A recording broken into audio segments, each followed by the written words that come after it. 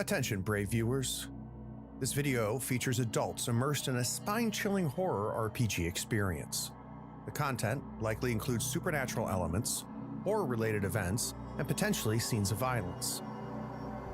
Viewer discretion is advised. Enjoy.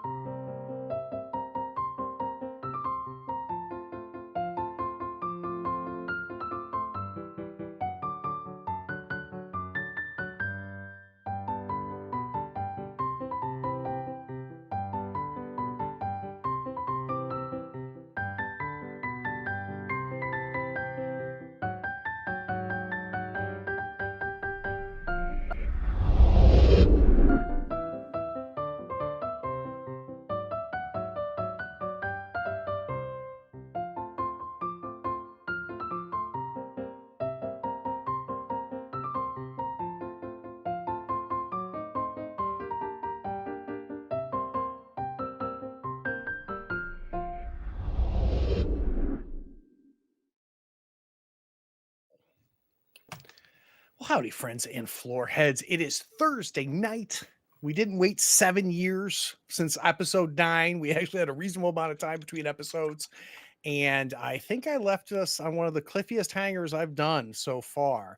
But a quick recap to remind everybody this is Sweeps Week, which means this is a very special episode of Brindlewood Bay.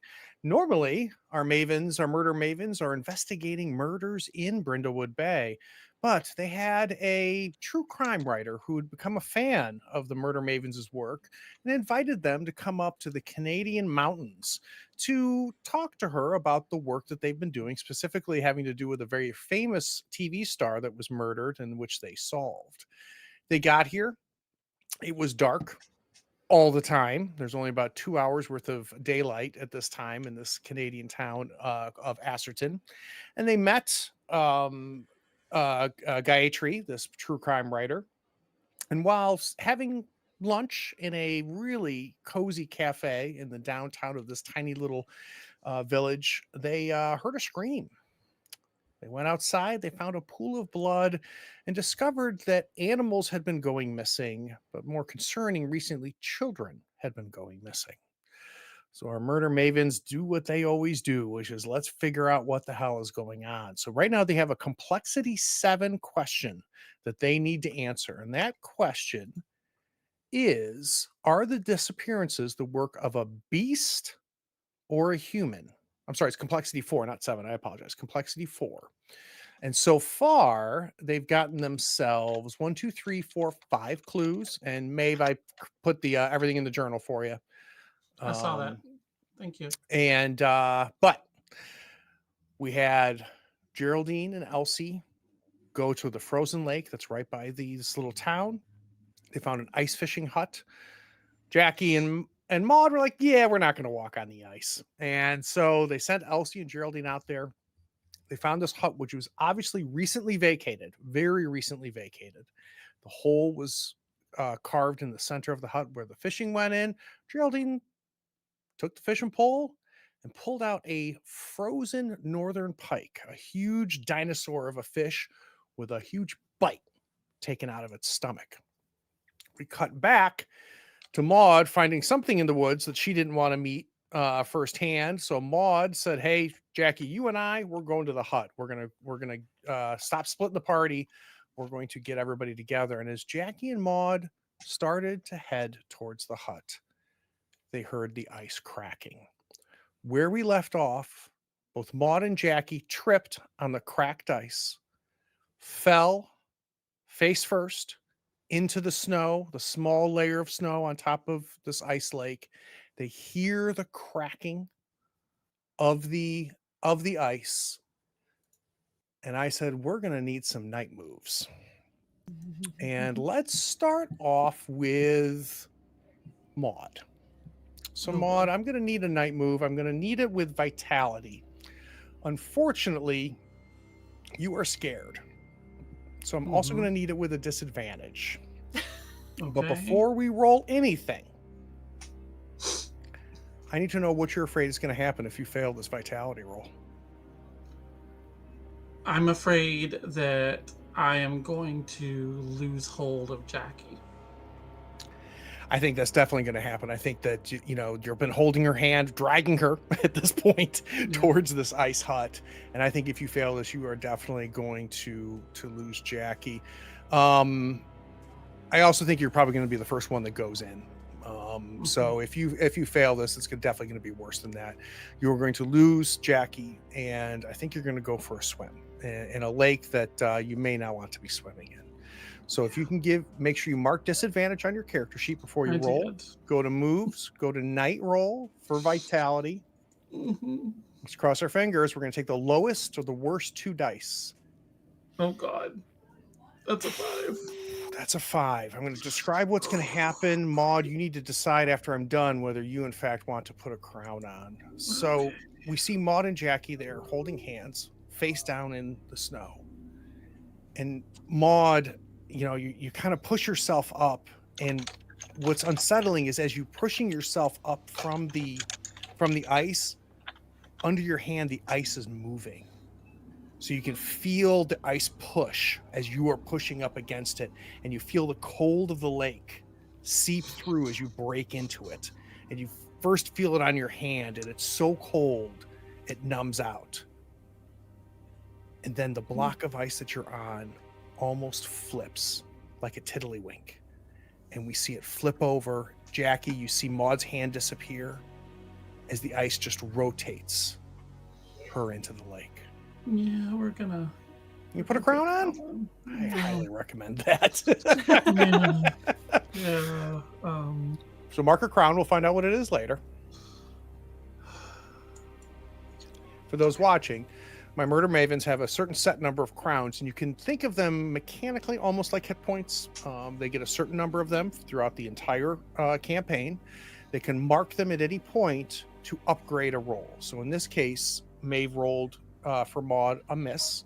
It now becomes a partial success. And I narrate what happens. At any point, we can put a crown on to upgrade that roll. So let's talk about what really happens here, Maud. You're pushing up. You feel that water hit your hand. And instinctively, you roll over almost on top of Jackie as we see the ice, that part of the lake that you were on, dip in to the water and slide under. And to your right, where you were just a second ago, is exposed water of the lake. Jackie, I'm also going to need a night move from you. I was hoping to just skate by. No, it's not going to be a disadvantage. It's just going to be a regular roll. Real quick, Maud, make sure you take yourself off disadvantage for the next roll. I always forget to do that. Good point. What are you afraid is going to happen if you fail this roll? Oh, this water's gonna be so cold. I'm afraid I'm going for a swim. And I think more than being afraid of going for a swim, I'm afraid that I'm not going to be able to find the hole after I get winded. I think that Jackie has experience with icy cold water on account of scuba with her wife. So she knows what's gonna happen when that water hits her, and that makes it even more scary. Yeah. So she's preparing for that horror. And I'm imagining, as Maud instinctively was saving herself, I think she ended up pushing you closer to where the ice is cracking on your side, not out of malintent or anything. And I think you're right. I think that you definitely will find yourself not only slipping into the water, but being in a situation where it's not real clear how you can get out. So if you don't have any phobias like that, you do now, because that scares the shit out of me. But it's worse than that, because instinctually with Maud right there, I think you're going to grab onto her and bring her with you. Woo! So I need a straight night move with vitality, please. So go over to your moves, choose the night move. All right. No. So we see Jackie slide in. Jackie, instinctively you grab Maud. Both of you go into the drink. Everything is this icy tinted blue, and your hand goes up, and all you feel is ice. You just fell through. It was just there. It was just open, and it's ice. Maud, after everything she has just been through, Maud is passing out.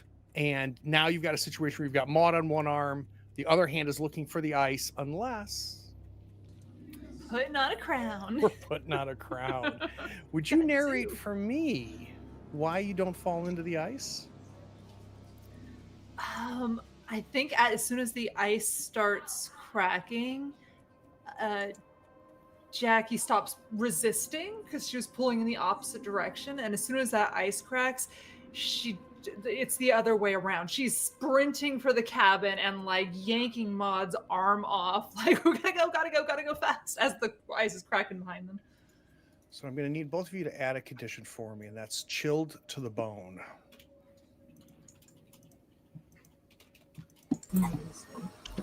Let's cut back into the hut. Elsie and Geraldine, you're there staring at this frozen fish that has a huge inhuman bite taken out of its stomach. Huh.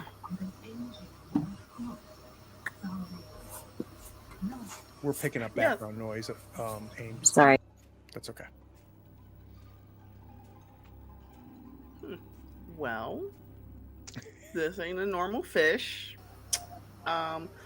What other fish could be down there that ate this fish? Could be like a shark? Not in these waters. Are you sure? No. I've never been to a Canada lake. I don't know. I don't know. I mean, I would come out to the huts. I would bring food. That's it. I'm not the fisher person. That is huge. How big would something have to be to take that bite? Like, No. And as the two of you are discussing this big catch of yours, almost like Keystone Cops, the door flies open to the hut, and Maud and Jackie pour in. oh, well. Look at this. I thought you said you weren't coming on the ice. I wasn't. I didn't. She points at Maud. I think Maud just pushes him to get to the heater, like instantly, just like going to the heater. Doesn't say anything, okay? just miserable at the heater, like soaking wet. They're both, they're. I'll What? stoke this fire. It's fire in the camp stove. It's like Yes, a I'll coal. stoke it. Yeah. Turn it up. Yeah. I'm gonna hold up the fish like maybe one of you would know. Like, what could do this? Shark infested lake? It's a lake in the middle of a frozen. It's not connected to the ocean. It wouldn't be. I mean, it could be a bigger fish, but that's a big damn fish. It's a big damn fish. Crocodile? Alaskan Ooh, it could be crocodile. crocodile. Yes, the Canadian? cold crocodile. Canadian crocodile. Canadian crocodile. We may have found a new type of crocodile. I think it's about time we figure out what the heck is going on, because whatever was coming after us out there wasn't that I don't know what that was, but wasn't What? natural. There was something big, and we kept hearing children in the wind, and it just wasn't right. Something about it wasn't right. And we put together, I mean, I don't know about y'all, but we've got something going, so we need to just Weird figure shit's this out. happening. That. All right.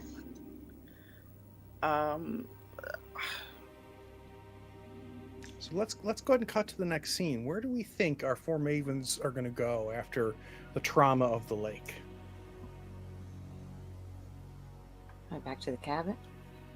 Yeah, I think So you get back into town, and Gayatri is, just so concerned.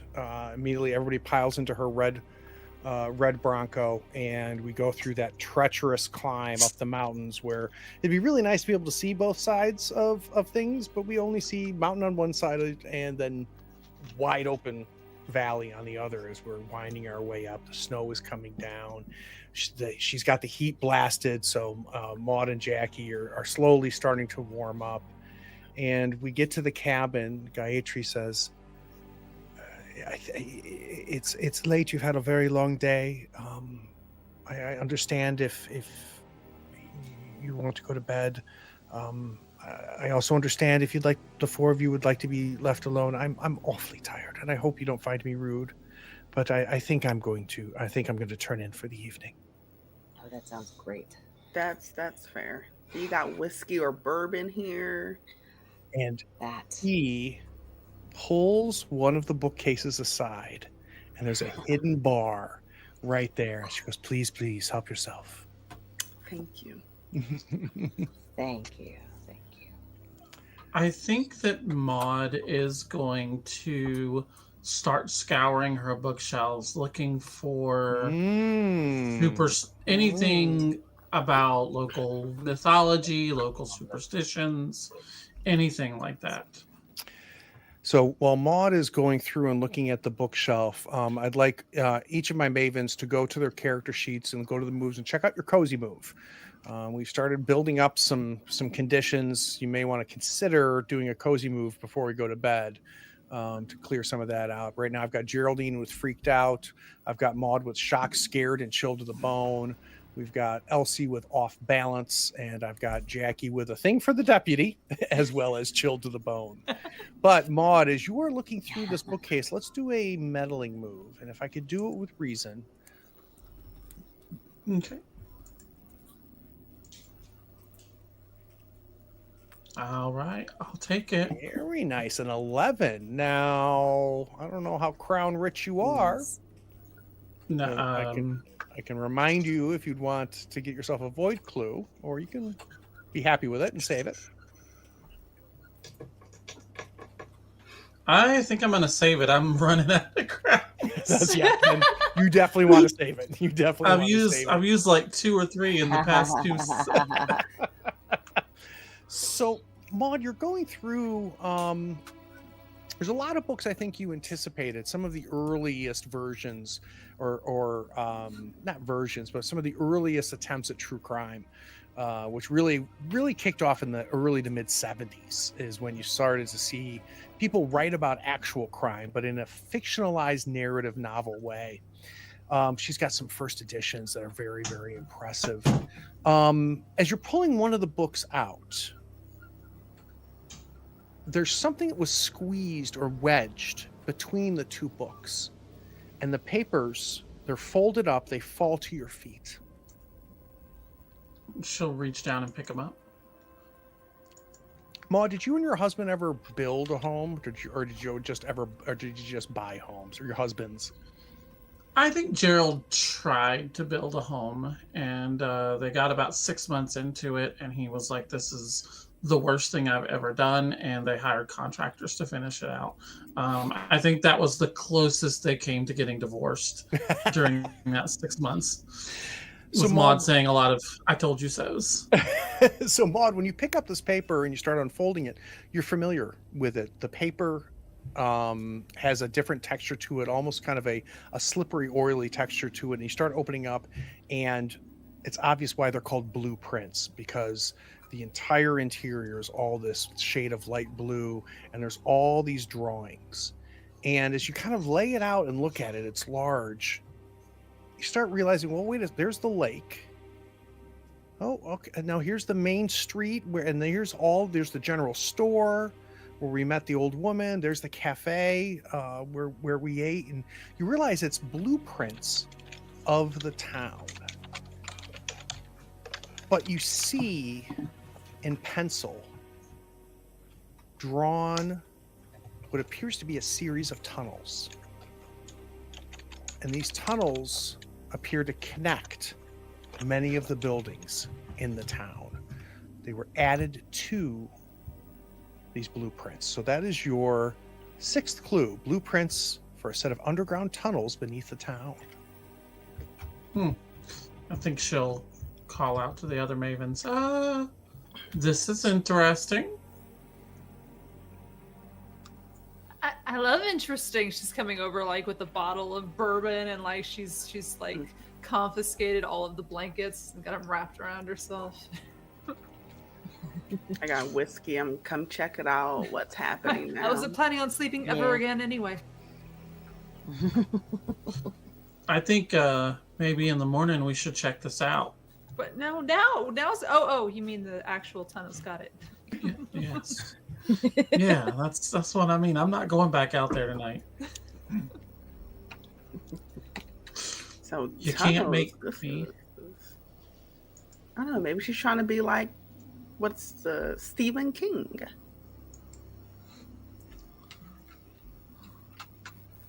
I don't know. Creepy. You want to pair up and do some cozy moves?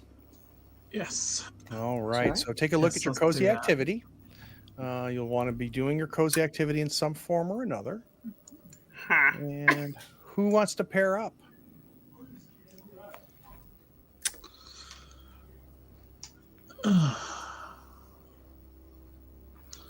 I'll do it. I Okay. think Maud and Jackie, you guys are spending some time looking over those blueprints, and we see Elsie and Geraldine kind of float over closer to the bar to Kitchen. get a little bit of Kitchen. refills. And who wants to narrate their cozy move for me? So, Maud, what is your cozy activity? It is painting. Okay. And how do we think we would do that in this scenario? Maybe drawing, sketching, or what are you thinking? Yeah, I think she's gonna go to her bag and she's gonna pull out a little sketchbook and she's gonna start like sketching out like just something that is like pinging in the back of her head ever since that whatever was in the woods. Like it's like she didn't see it, but her periphery registered it. So she's just trying to like sketch out this like shadowy figure, and it doesn't really have much form, but it seems very like menacing. And what is yours, Jackie? What's your cozy activity? My cozy activity is antiquing, so I think that I am Ooh. raiding her house, just kind of like looking for interesting old things. And since we were wanting to thumb through her old books about the town, anyways, it's double trouble because now I'm looking for really old books about the town. And how about Geraldine and Elsie? What are our cozy activities as you two have paired up? So mine is working on her vehicle. Okay, so how do we want to do that here? So here, and if Elsie's down, I want to find her garage Mm. and kind of just like see what's in there and play about if there's one that's not outside. So Geraldine, we're at a point in time now where those old red Broncos are kind of a thing, right? That people go out of their way to refurbish them and rebuild them. They have a very nostalgic thing to it. So I'm imagining if you finding a floor slide, and on your back you slide right under that thing, because that thing ran well, much better than its age. And we'll have you checking it out, Elsie. While that's happening, and you're talking with Geraldine, what is your cozy move? So my cozy activity is baking. So while Geraldine goes out to scout out the garage, I go and raid the kitchen for like a really quick, like a just whip up like a quick little custard and grab some like pre-made cookies, which I just, you know what? I probably would have brought a Tupperware of my cookies. Love it. Right? I could justify that. That would Yep. be something that I would do. So I'll raid her cupboards to make some sort of really delish custard, and then I'll put it in a little bowl and put it on a pretty little plate, and then I'm going to carry it out to the garage. I'm going to stop by Jackie and Maud first and give them, and then take the rest out to the garage where Geraldine is now under the hood, I imagine. I don't think Maud ever passes up like a chance to eat Elsie's. So as Elsie leaves after giving you both a cookie, as you both are doing your cozy activity, you need to share an intimate moment. So, what's the conversation between Jackie and Maud? I was totally right about the ice. Yeah, you were, but look, I'm sorry. It was panic, and I don't get like that, so I don't know what took over me, but whatever was out there.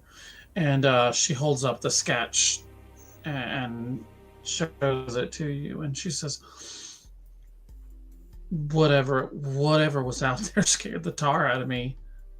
What is the drawing of? It's hard to see. It's the shadowy figure, tall shadowy figure, like in the trees.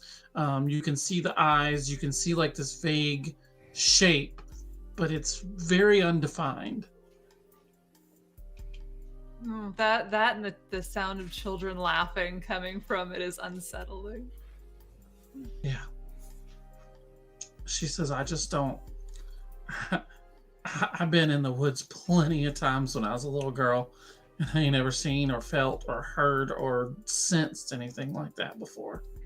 Jackie's looking at the picture and kind of turning it sideways, like, we might be too old for this shit. So let's start with Maud. Maud, you want to clear shocked, scared, or chilled to the bone? Chilled to the bone. I'm in the house. I'm comfortable. Okay. I'm getting Perfect. And for Jackie, you want to clear a thing for the deputy or chilled to the bone? Oh no, I'm keeping the deputy. I'm just gonna get rid of the children then. All right. We are all set. Now I need an intimate moment between Elsie and Geraldine. Well, I'm going to walk into the garage. I imagine there's a couple of steps down. And I'm going to sit on one of the stairs and I'm going to scooch to the side and I'm going to pat next to me. Gesture. Here I come. She's gonna like wipe off her hands and come sit next to Elsie. I'll hand you a cookie first. Definitely. And then I will reach in my bag and light a joint as well. Sure. Legal here. Remember when we were just a book club? Oh, those were the days, right? Right? We could have just had a normal vacation in Canada together. We wouldn't have been here if it wasn't for all the weird stuff, though. Yeah. Yeah, mostly murders. Yeah, mostly murders. They do seem to keep happening. Around us. Yeah. Are you okay? You know, yes. Somehow I'm still alive in all of this. But Well, death is just around the corner. I certainly hope not. Gotta convince one of the kids to take the bookshop. Oh, good luck with that. I know. Maybe one of the grandkids. Much better.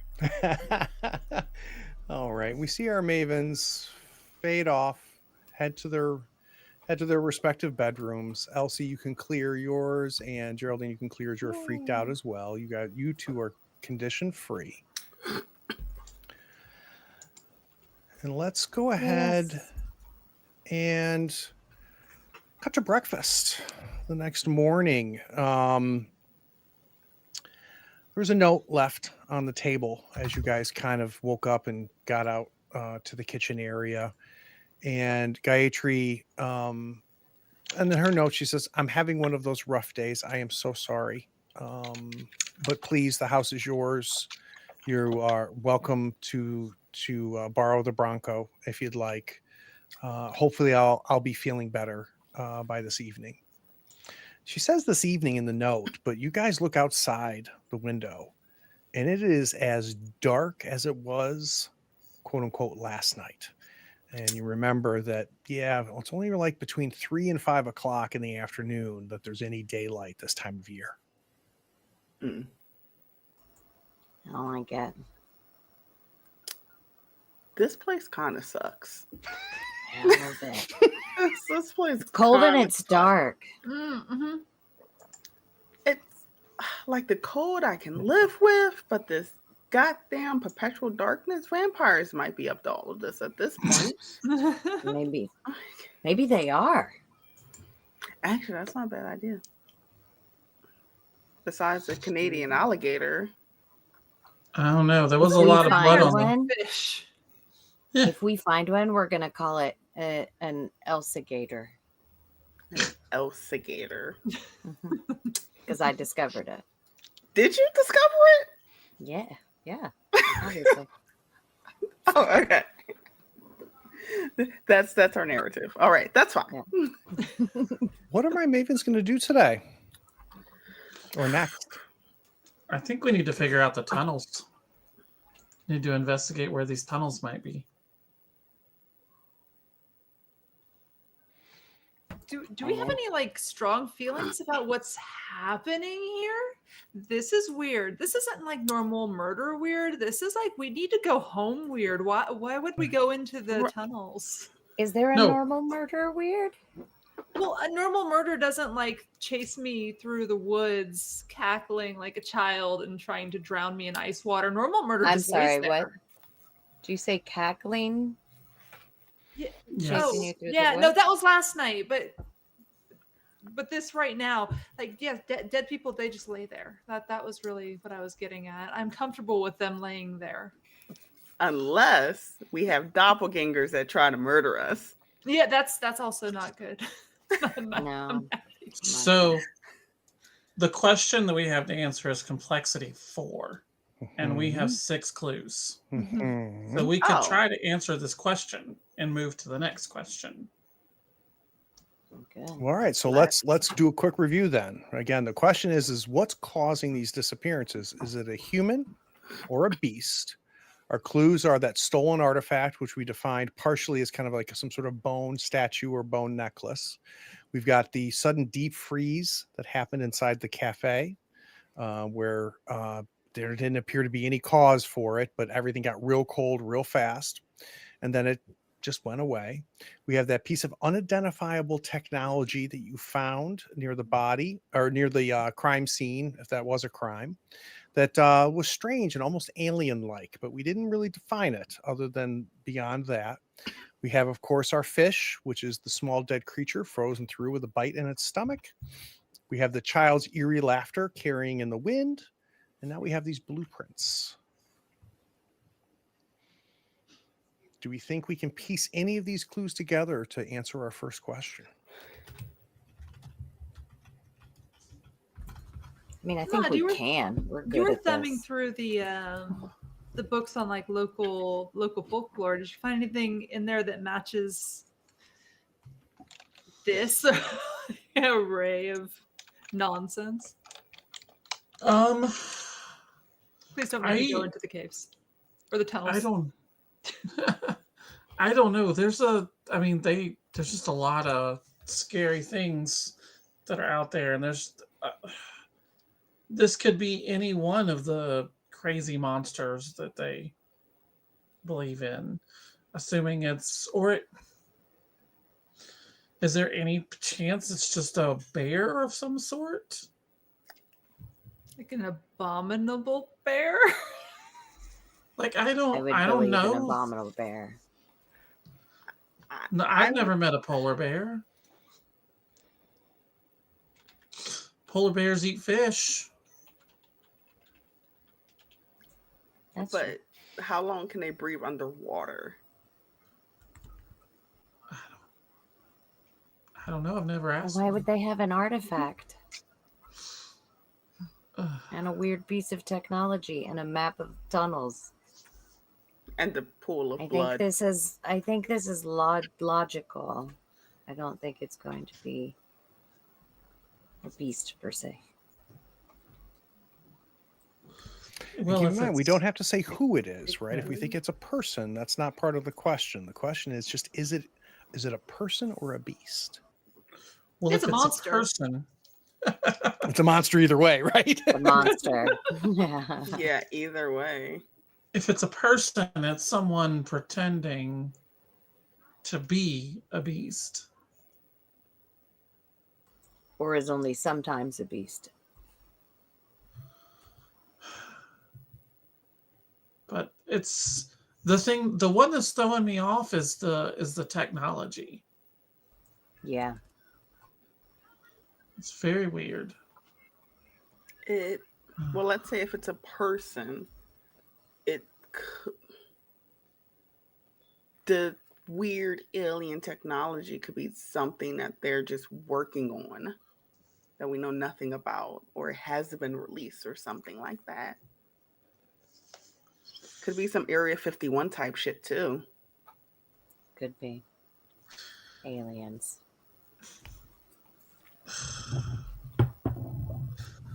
Are we going to the tunnels? No, we're thinking about the case. We're not going to the tunnels right now. And keep in mind, ladies, if we can't piece things together here, right? Because even though we have 6 clues on a complexity 4, to get that +2, we would have to make sure that each of these clues point to person or beast. So don't be afraid to pick up a few more clues, because there's going to be a question after this.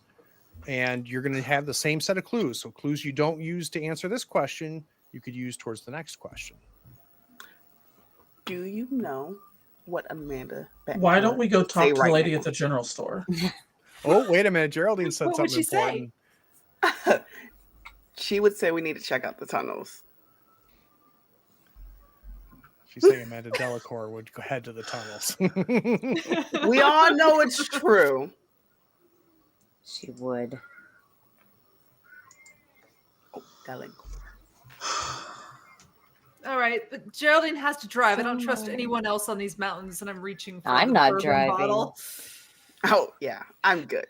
Oh, are we getting started? I'll pull another drive down here. So Get let's food, cut, please. let's cut to the Red Bronco pulling into the middle of town. Now, with Maud in the back, you've got the blueprints. Maud, you're seeing really kind of a few areas that seem to be obvious, maybe entrance points to these tunnels based off of these sketches.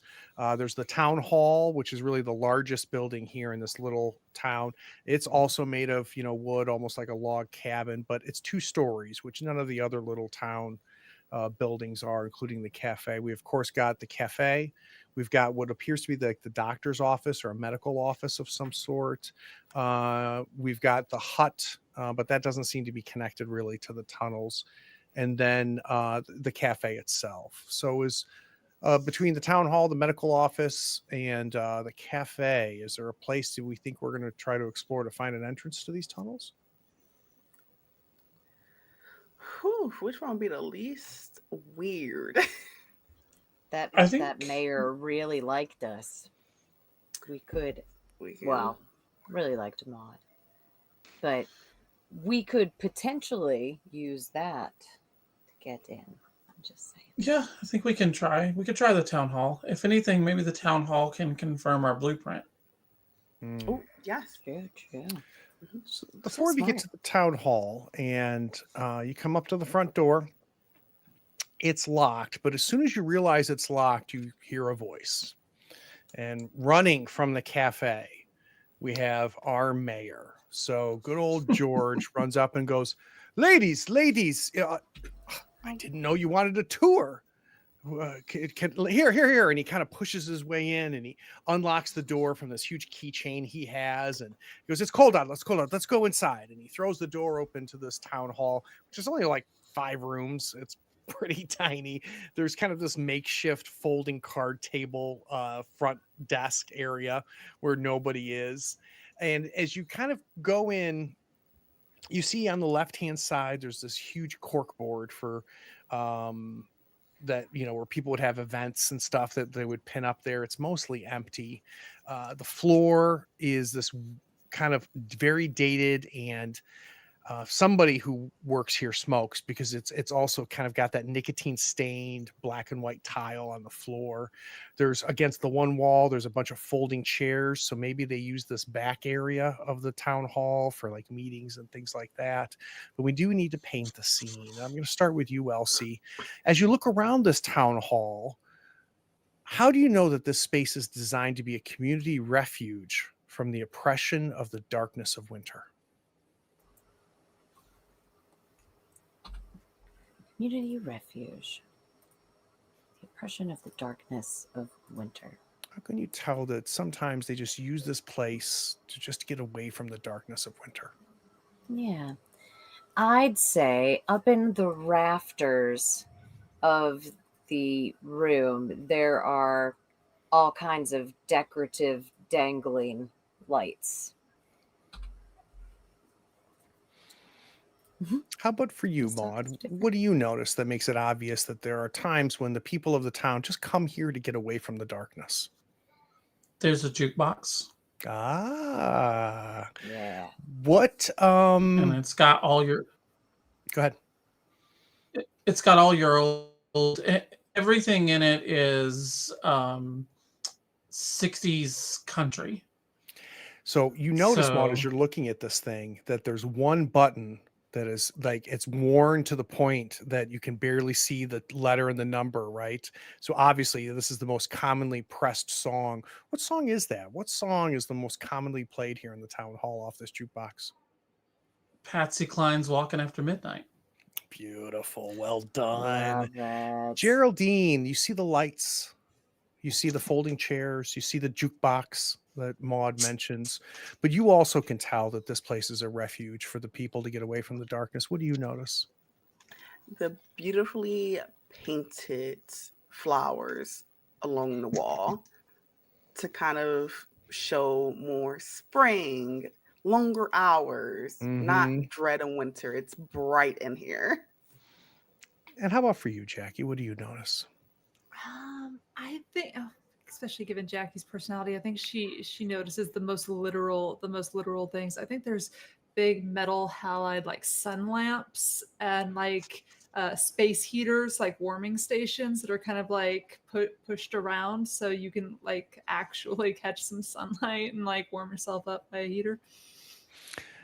So George notices the four of you kind of coming into this town hall, this main meeting area, and kind of looking around. And he goes, I'm so sorry. This place is a mess." And he starts trying to tidy things up and clean things around. And he says, "So tell me, ladies, what I never heard. Like, how do you know Gayatri?"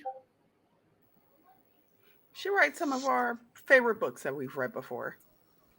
We're her fan club. She is very popular. It's not uncommon for us to have visitors come here and want to meet her. And there's weeks go by where she won't come into town. And then but she is very gracious to people if they are in town, hoping to meet her. She's the best. Mhm. I think, is there a map of the town, of the area in the town hall? There is right. In fact, I think it's probably right next to that corkboard. It's framed, and it looks Yeah. to be kind of one of those hand-drawn decorative type maps. And George sees you look at that map and he goes, "So much has changed. This is really before Gayatri came, before she built the cabin. You'll notice there's no cafe, there's no general store. There was only just a few of us living here. She has brought much prosperity to our little village, as I like to call it." So I think Maud walks over and she's kind of like trying to map where the tunnels go through on this map to kind of like match with the blueprints. And she points to a place where there's open space, but she's pretty sure that a tunnel cut through. And she goes, "So listen, this place is lovely. And if I was wanting to build a summer home, what about this land right here? Would this be a good spot?" So his face lights up. He goes, "Are you thinking of moving? I mean, Maybe make a sure of it. winter summer home?" Yeah, you never know. Well, I would love to know, but yes, I mean, this land is fine here. And here, let me walk you through. By the way, tonight, the four of you, the wife told me you must come for dinner. She insists. All right. Sounds awesome. Wonderful, wonderful, wonderful. And of course, Gayatri's invited. She won't come. She never does. But the wife insisted that our new friends to come here. And he spends time just pointing out different parts. Or you could buy the land here. Or you could buy. Wouldn't this be an amazing thing? Why don't you build 4 homes, right? So he's going on and on. We will do a meddling move, though, Maud. I'll let you decide. What do you think you're using to kind of piece together things that are coming out of his mouth, the map that you're using, in reflection to the blueprints? I think I'm using my reason.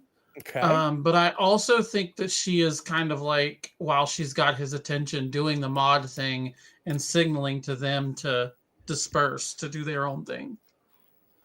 Keeping George busy, what Maud does all too well. She's so good at it. So I'm gonna. So reason. Yep.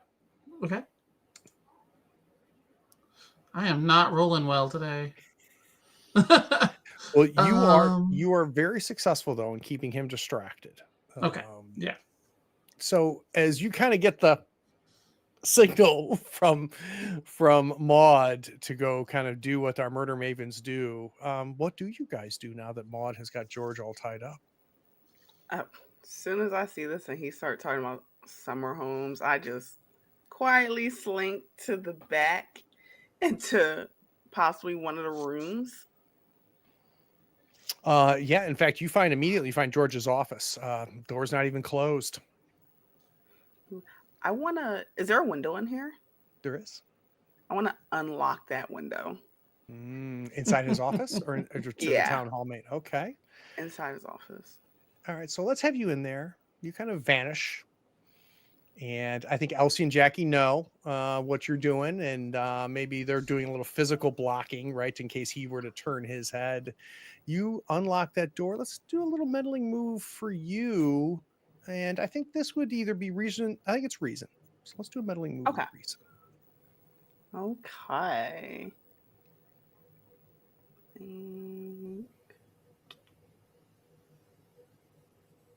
Oh, you guys are having a hell of a time, aren't you?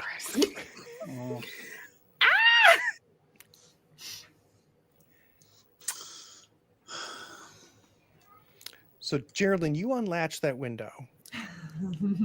You push it open. And it's an old window. So you push that thing open and it breaks right off of the main hinge in the frame. And we hear the window just crash.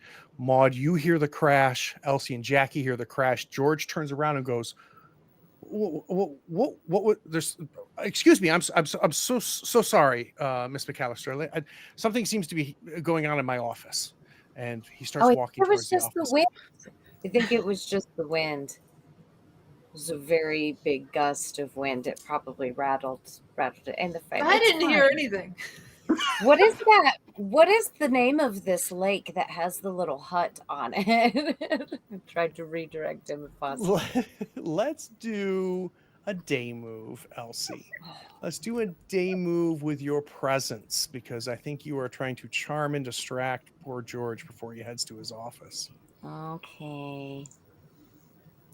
Presence. See? This is how you do I don't know it. if I rolled that. Are you guys paying attention? Wow. That was a success. And George goes, I'll look at that later. But please, and he kind of puts his arm around you. He goes, no, I've been showing Maud different areas where I think she would build a wonderful home, and I think let me go over it with you as well. That would be lovely. I want to give you a condition, and I think that condition is. I need help here, ladies. What's a good condition based off of what just happened? Clumsy. Looks guilty. Ooh, I like it. Yeah. Looks guilty. That's going to be for Miss Elsie. Okay. Jackie, I know what Geraldine's been doing. You have been commenting. We know what Maud's been doing. We know what Elsie's been doing. Are you doing anything? I'm simply running interference in case the ladies run out of interference. So I'm keeping an eye on like the Geraldine situation, and I'm keeping myself between them and the door, and looking like everything's completely normal. Someone here has to look like everything's okay. Very, very fair. So Elsie, George is giving you the grand tour, going over Maud, God bless him, going over the exact thing that he just got done talking to you. Really the full pressure as far as what's available. Let's do a quick meddling move with you as well, and let's do it with reason.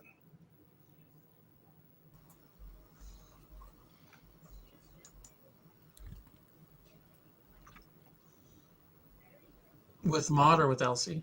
This is Elsie. Okay. Oh, I'm sorry. Meddling move with reason. Yep. Got it. Sorry. That's okay. Oh, all right then. So Elsie, I'll take that. as George is kind of giving you the tour, he's not being inappropriate, but he's being physical. And he's kind of pressing you a little bit closer, I think, to this map than Maud was. And as he's pointing all these things out, you notice something. You notice something on the glass of this framed picture, of this vintage picture of the town. What you notice is what looks to be like a residue. Like somebody maybe took like a wax crayon and marked things on this map, but then tried to erase them. So as he's doing the tour, you're looking and you're kind of, you know how if you turn an angle on glass, you can kind of see how the surface changes. And you look at where these X's are, and based off of the conversations you had with Gayatri, it looks like somebody at some point circled the homes of every single child that has gone missing on this map. There's another home that's circled that you did not, Gayatri and nobody mentioned about a child going missing from that home. So we have another clue, which is a map of the town with the homes of the children gone missing circled. One house is circled, but no one lives there or has gone missing. No one lives there? Mm-mm. Ah. It's an empty home. I'll tap it. What's this? That's a tragic story. That's a tragic story. It's a woman who used to live here, and her name was Mary. She struggled. She struggled, I think, with the darkness. There was more than a few occasions where we would find her just wandering the town, talking to the air. And one day, about a year ago, we just never saw her leave the house. I eventually, after a week or two, went in and the house was empty. All her stuff was there. And I have been trying for a while now to try to contact relatives, next of kin, but we've yet to be able to find out what happened to Mary, nor really who should we call for this. So this now, that a lot of times children would talk about Mary in very unkind ways. Calling her names that are inappropriate of somebody who I think struggles with her grasp on reality. So people steer clear of the house.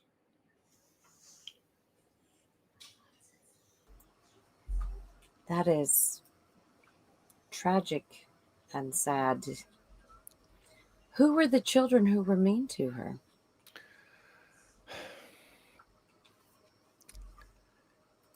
It varied. It varied. They were mostly, mostly the older children, the high school children. I think that they would make up stories about her to scare their younger siblings. I'll be honest with you. There's really not many families with children that live here, and well, and he kind of pauses, and you realize that this has been a facade, that he has been playing a part, and all this time that you've seen him as the jolly mayor. And he looks you dead in the eyes, Elsie, and he says, "Someone's taking our children, and I don't know how to make it stop."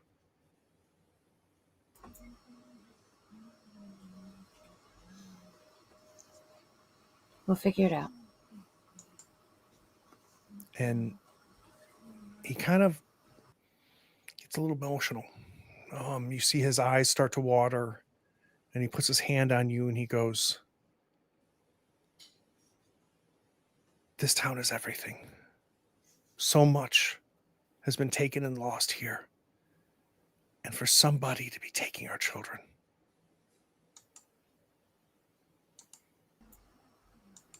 I'm just going to pull him into a hug. And as we see that hug happen, we're going to take a quick 10-minute break. We'll be back in time.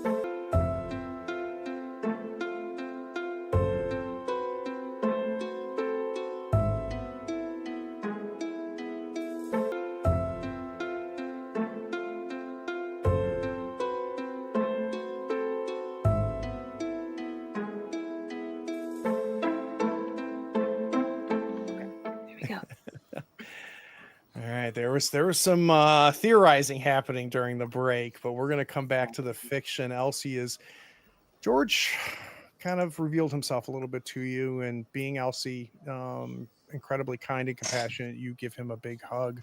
Geraldine, Maud, and Jackie, you can see, I think on Elsie's face, even though George's back is to you, you can see on her face that there's a moment that's happening there. Can I ruin it? Is your name Jackie? Oh, so, now that we know you're on our side here, can we access your basement? And he kind of puts himself together and is kind of looking down, and he comes up and he gives your arm a little squeeze, Elsie. Just a kind of and you just know it's a thank you squeeze. Right. He goes, a basement. Okay.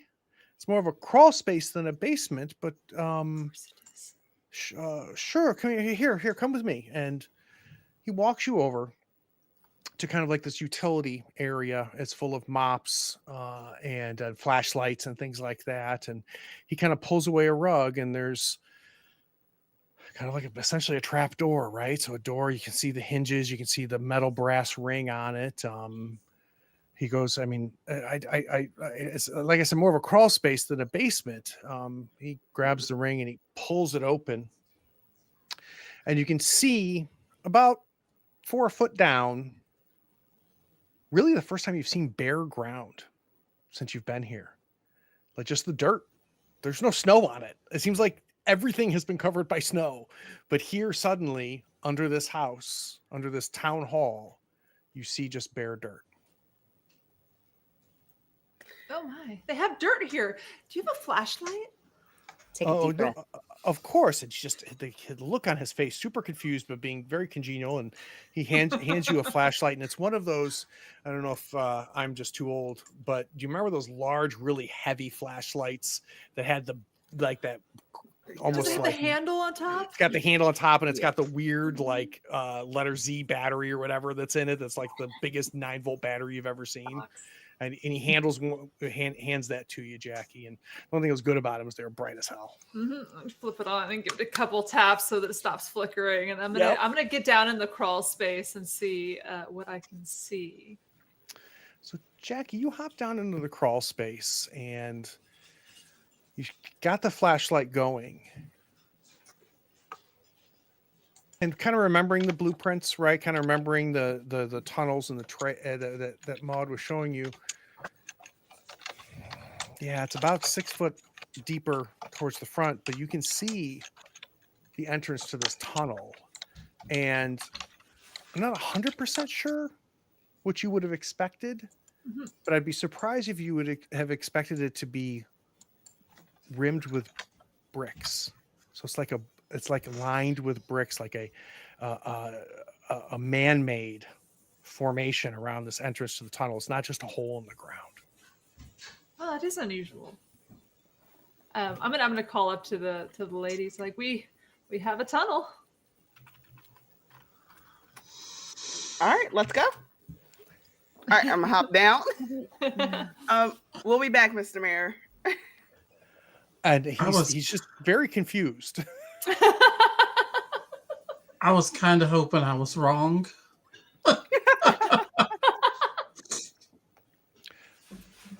Before I go down in there, I'm gonna stop and I'm gonna pat his hand. And I'm gonna say, we're here because we fix problems. Do you think there's something under the town hall that's attached? We're just gonna go look.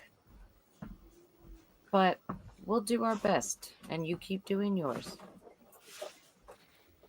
Yeah, don't forget to check out your office. That sound in there was weird.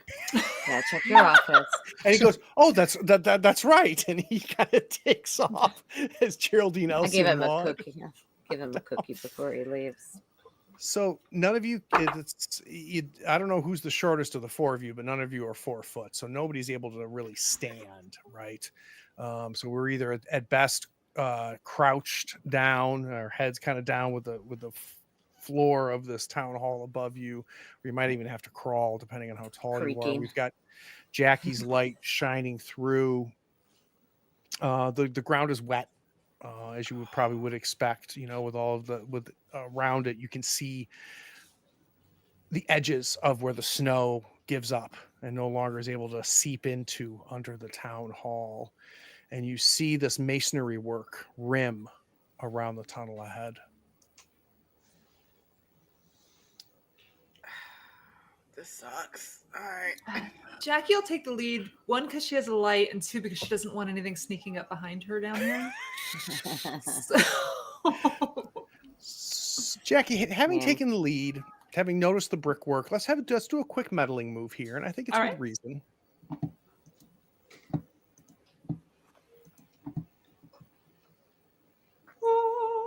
Oh, critical! No. Anytime Jackie does a meddling move, we got a critical success. I'm going to owe you 2 clues then. Let's see here.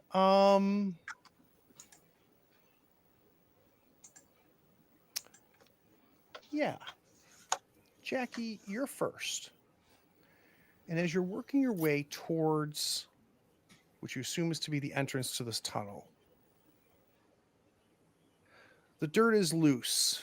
It's not packed down, right? But in the periphery of the light at first, you notice maybe we weren't the first people here recently. So you shine the light back over and you can see what are obviously footprints.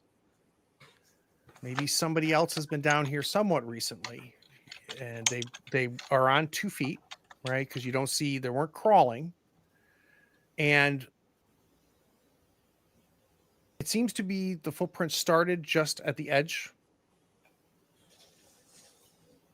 of the town hall, so they didn't come in through the trap door. It looks like they may have come in from the side, headed towards the tunnel, and they're barefoot.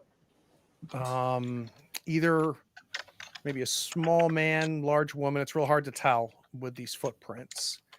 And as you start moving closer to the tunnel, it gets even harder to distinguish because the footprints change. And they become hooved.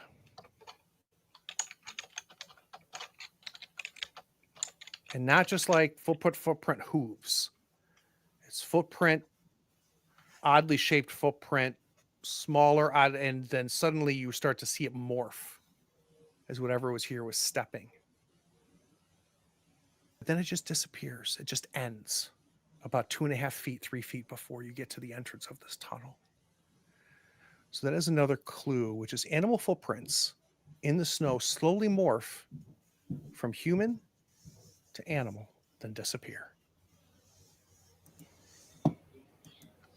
I absolutely like do what? Like everyone has to look at. Oh, Oh no. we'll give Jackie a second. We'll give Navi a second to come back. No. That gives me a chance to look at the void clues. Let's take a look here. Oh, Hoof goodness. prints. Human Okay. hoof. Hoof human. Hey, we live in North Carolina. We know places where there are hoof prints around. There's always the Devil's Tromping Ground. That's true. I've been out there. It's not impressive. I wouldn't go camp in it.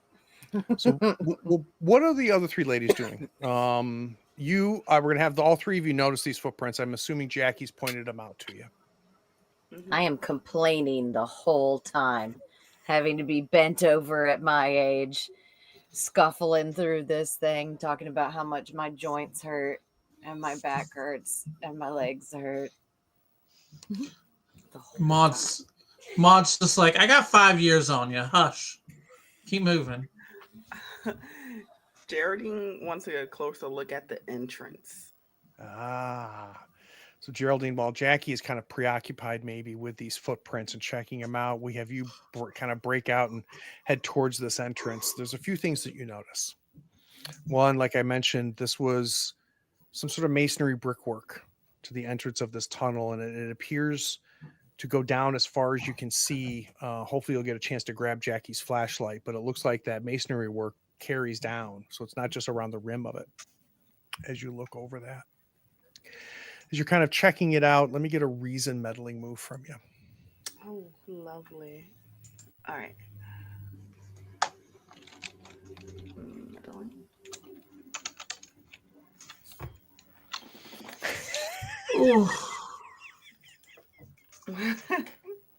What I do to deserve it this game? Oh boy. Yes. Boy, oh What's boy, oh boy. happening? Yeah, Geraldine, you Oh, boy. just aren't really able to piece anything together. Maud and Elsie, you get there, and we'll assume Jackie's there as well. So the flashlight gets finally shined down this thing.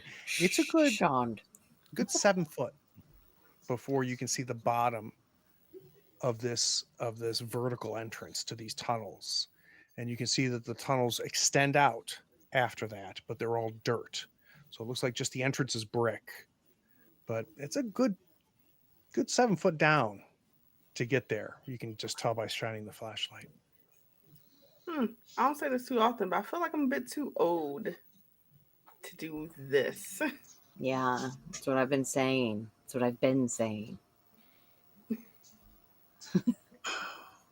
I just want to know what these tunnels, clearly they had a purpose. They're not just dug out because they've got masonry around them. So there has to be a reason for them. What is that reason? I don't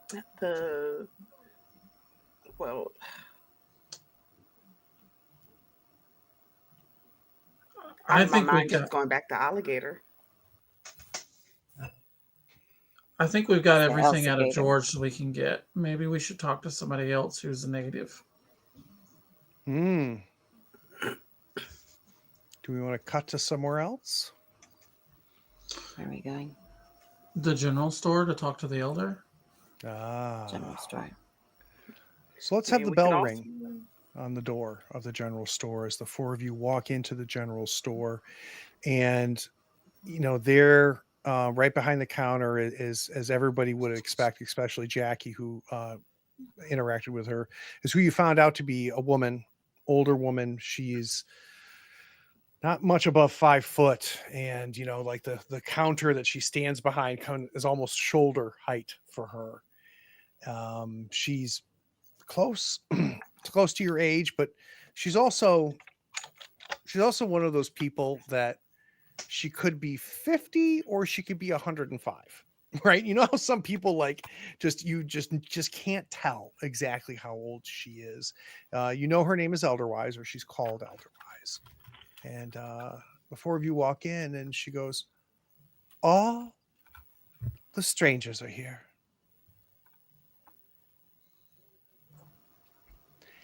And this general store is a mismatch of basic canned goods, basic like dry goods. There's a refrigerator, but like one of those convenience store type refrigerators that's only about 5 foot high. And it's all filled with the same soda. Geraldine, as you look at that, what is the only thing she stocks? Oh, vanilla Coke. Vanilla Coke. Perfect. Vanilla Coke. So it's just this fridge with rows and deep, 5 deep each of them of vanilla Coke. But she also has what looks to be like crafts and maybe things that locals have made. So it's like this weird non-racist Crackle Barrel.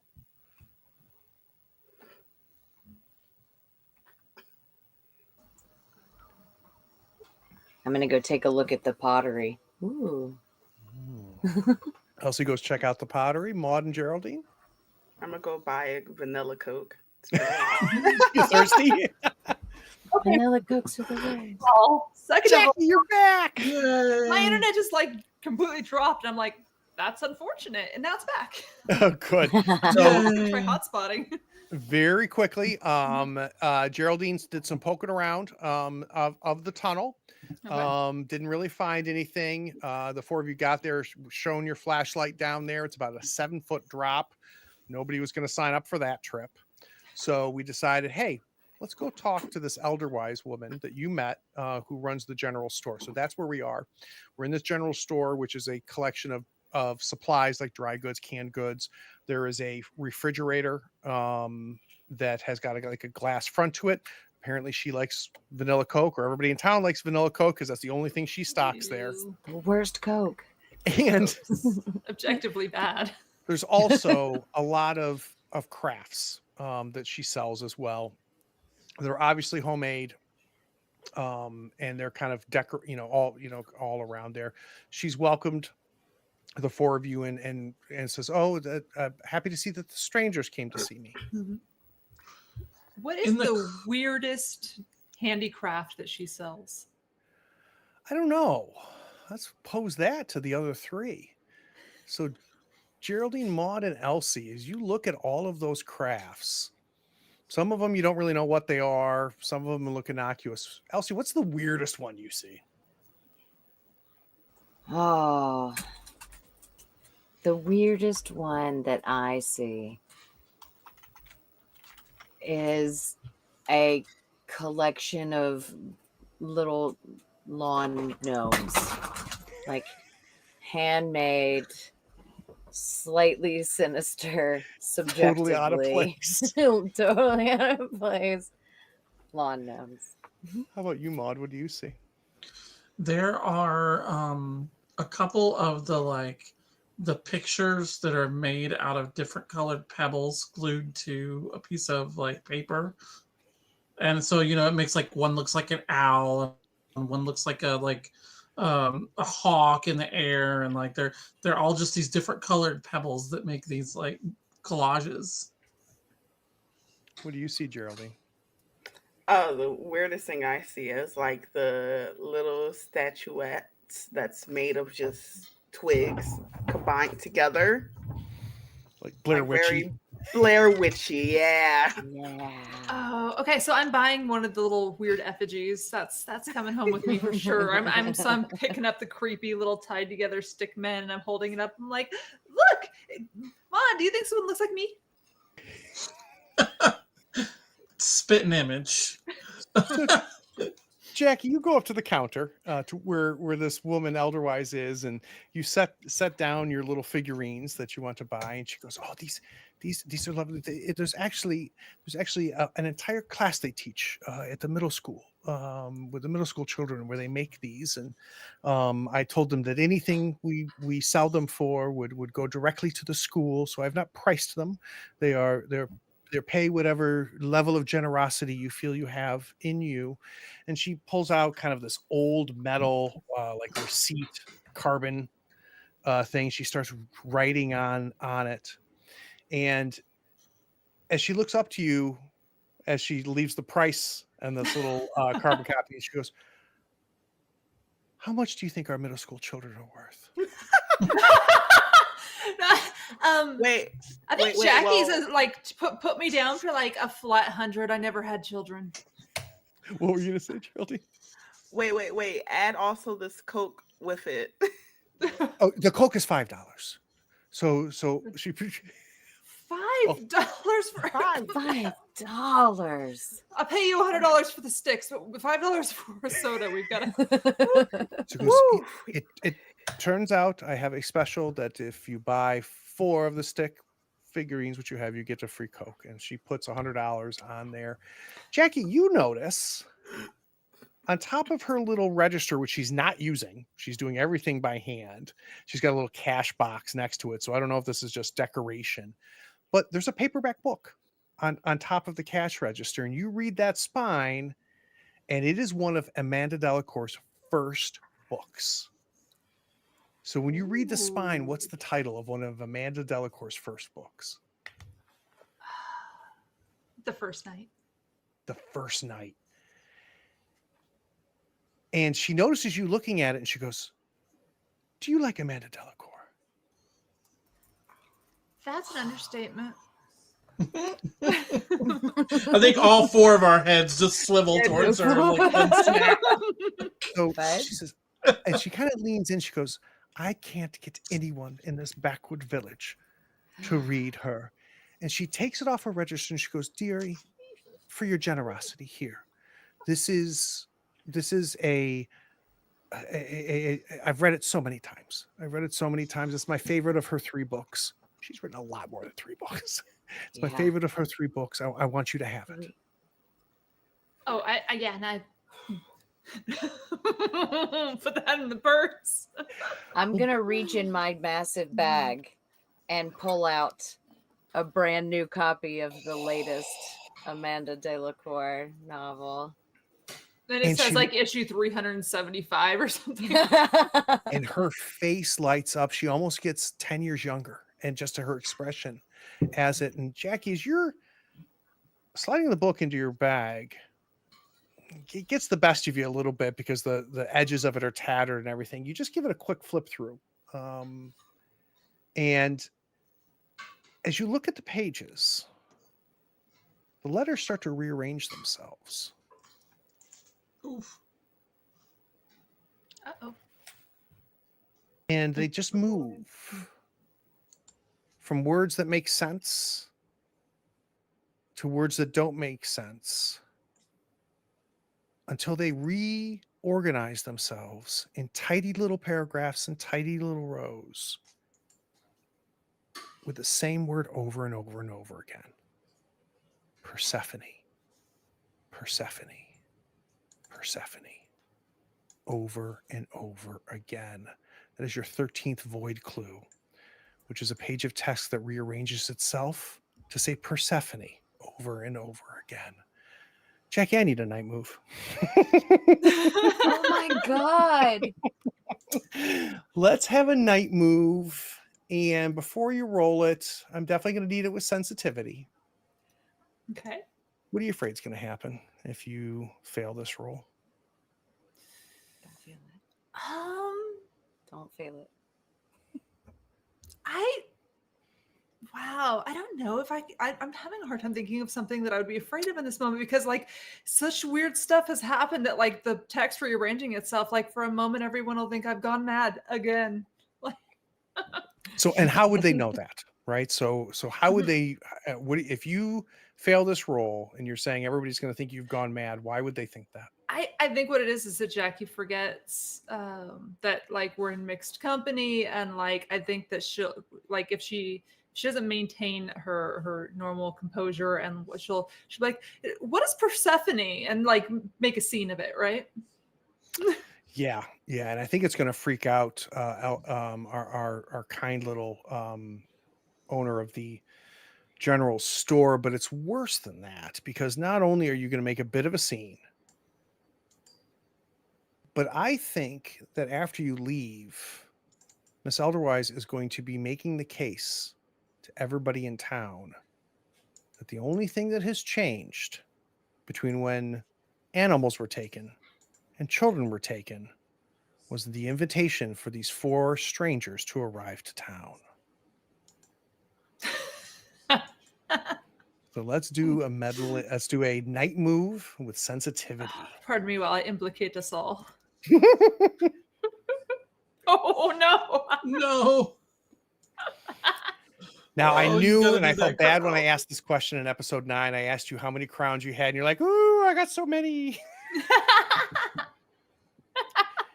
Do you want to burn another one, or do we feel comfortable with one of the elders of this village making it very clear that she thinks you 4 are what's causing these disappearances? Let me look at these crowns real quick.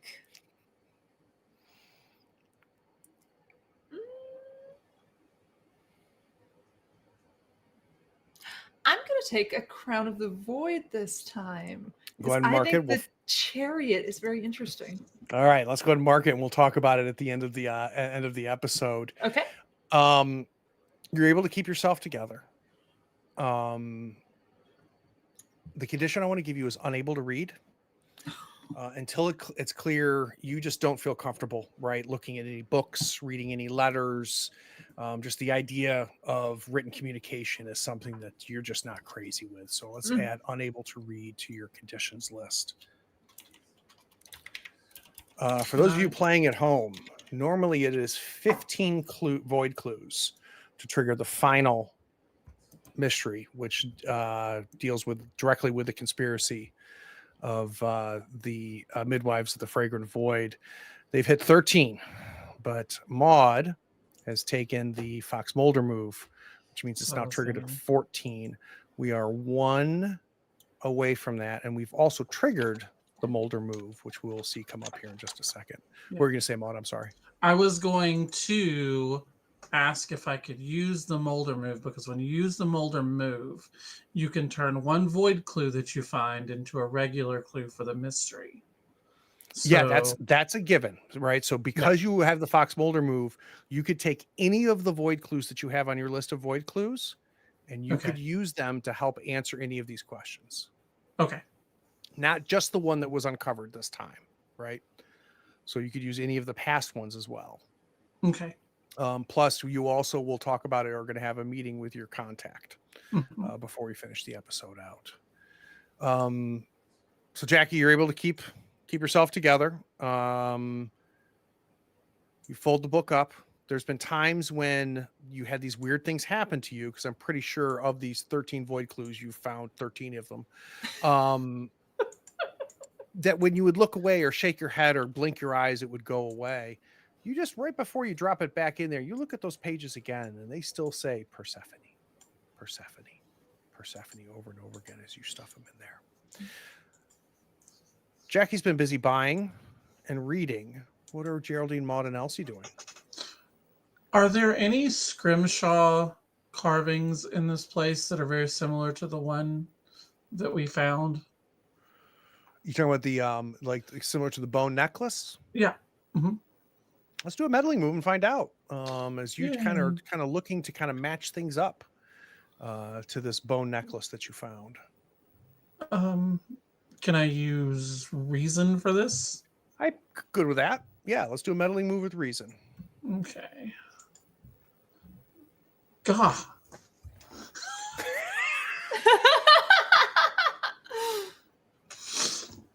Yeah, nothing. So yeah, and it doesn't mean that there's not any there, but it turns out, Maud, that 2 semesters of archaeology and history that you took, ancient history and everything, did you no good, and you're just unable to really kind of investigate that, unfortunately. All it was Maud got sick one time and watched like just like a marathon of History's Mysteries narrated by Leonard Nimoy. Excellent. And thus her love of Leonard Nimoy began. Geraldine and Elsie, what are we doing here in the general store? Geraldine, you pop open that Coke. It's flat, but it's still vanilla Coke. That's fair. Exactly. She wants to, though they found some weird things in here, she wants to find something that you can only kind of find in this town, in this store. Like something to take back. It's like a memory. Kind of a souvenir that truly kind of marks this coffee mug, maybe with the name of the town on it or something. Yeah. All right, let's do a little meddling move with reason for you as well. Okay. What's the chance I can get a 3? Okay. 100%. 3 plus your 1 in reason. I think I at this point I don't know if Maud or Geraldine should be touching dice. Unbelievable. Speaking of Elsie. Oh. Elsie, you doing some poking pulled around? out that. No, I pulled out that brand new copy of the book, and I'm gonna start chatting with this lady about the book series. So she says to you, she goes, "Wait a minute, I've never seen this one." It's brand new. And she opens to the first page. And on the first page, it has all of her books written, right? That she's written. And this being the newest one, she sees the paperback that she just gave to Jackie and all the other ones. And she goes, "Oh my God, I've only read the first 3. There are so many more. Can I trade you?" You can have it. I own a bookshop. If you want to call me when I get home. Bookshop? Yeah. Not a library? At the No, school? a bookshop. No, it's just a whole shop full of books and baked goods. I bake too. Do you want a cookie? And she takes the cookie and she goes, "I am so sorry, ladies. I think I'm going to close early today." And she's kind of like hugging the book and kind of eating the cookie as she does that. Okay. I'll give We you my broke the old address. lady. Write to me and I'll send you more books. I knew I liked you, ladies. I knew I you like you liked too. ladies. New visitors. That's what I call you now. You're the new visitors. Thank you. I'm glad we're not strangers anymore. Where are we cutting to, ladies? We have got questions to answer. Yeah. Let's Yes. go back to Yeah. Can we go back Go to back. the cafe to maybe Of talk course. about Cafe. our Yeah. questions? Yeah, of course. And Arjun is so happy that you've come back. He was very concerned that you had been scared off by the inconsistent temperatures of his restaurant, and there's nobody else there, so he just gives you all of the attention in the world, and the 4 of you are at the table. Okay. I think we're just having a couple of drinks, aren't we? We have dinner plans. Yes, we do. We do have dinner Yes, we plans. do. That doesn't stop Jackie from ordering the entire dessert menu. Desserts are great. Yeah. Yeah, that's fine.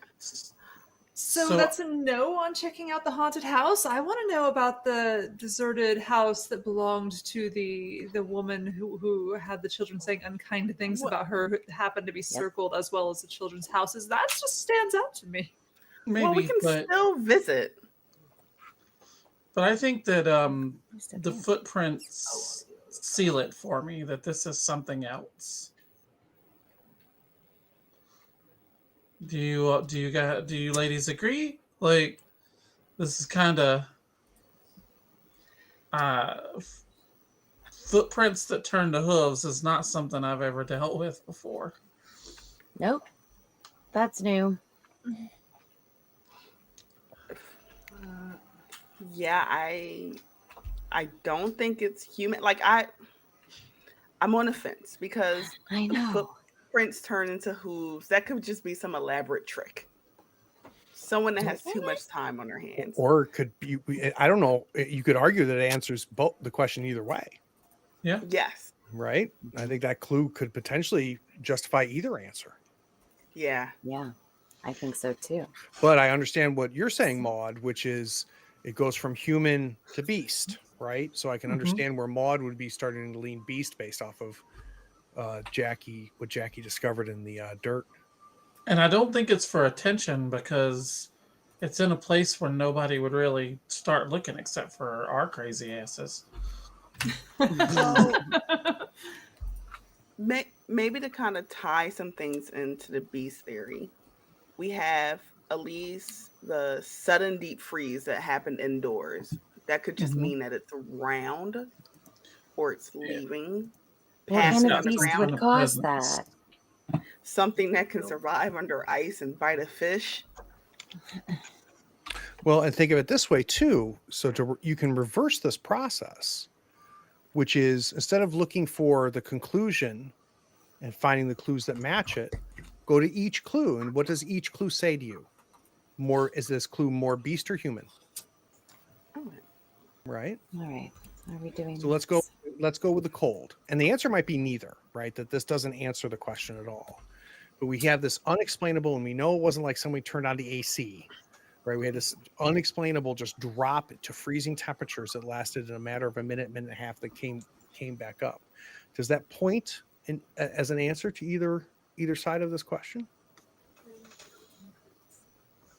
I think that that's more of a supernatural beast than a Yeah, but human. is that what we're talking about when we talk about a beast? Are we talking about something supernatural, or are we talking about a beast as in like a creature of some sort? In what well, capacity are we thinking beast? I think for this, I might be wrong. Please correct me. That a beast can Could be too. encompass a lot of things. Mm-hmm. As can So human. Yeah, exactly. yeah, it can encompass supernatural, or let's Yeah. just say like werewolf. It could be a chupacabra that can turn to a human. Like Yeah, is that what we're considering a beast, or are we considering it a human who becomes a beast? I Get what would I'm saying? It can be either or both. Why do we have to choose? Stop. Geraldine would consider if it turns anything other than human, if it's anything other than humans, it's a beast. Fair. At Agreed. any Agreed. form. Okay, Yeah. if that's going to be our definition, then I would agree with beast as well. So I think the sudden deep freeze is Yeah. that. The small Supernatural dead beast. creature is beast. Well, now help me out. I've got to understand why. Why does the sudden deep freeze point to beast or not human? But right, to me that is because it was so sudden and it wasn't like a wind or anything else. Points to a supernatural behavior, Okay. and I think that would be tied in. What if it's I think something that producing Maud- cold? I think Maud specifically when she was thumbing through the mythology books found that there are some creatures that bring a supernatural cold with them. I'm good with that. So The it's fish, one for beast. the frozen fish bitten through. No human is going to be under the ice eating frozen fish. Do we agree, ladies? Well, also to add with that, the fish was alive, Mm-hmm. and then it was bitten when we pulled it out. Yeah. So And so it was flash frozen, which goes back to that deep freeze. Right. The bare footprints turning into hoofs. That's 3. Pretty easy.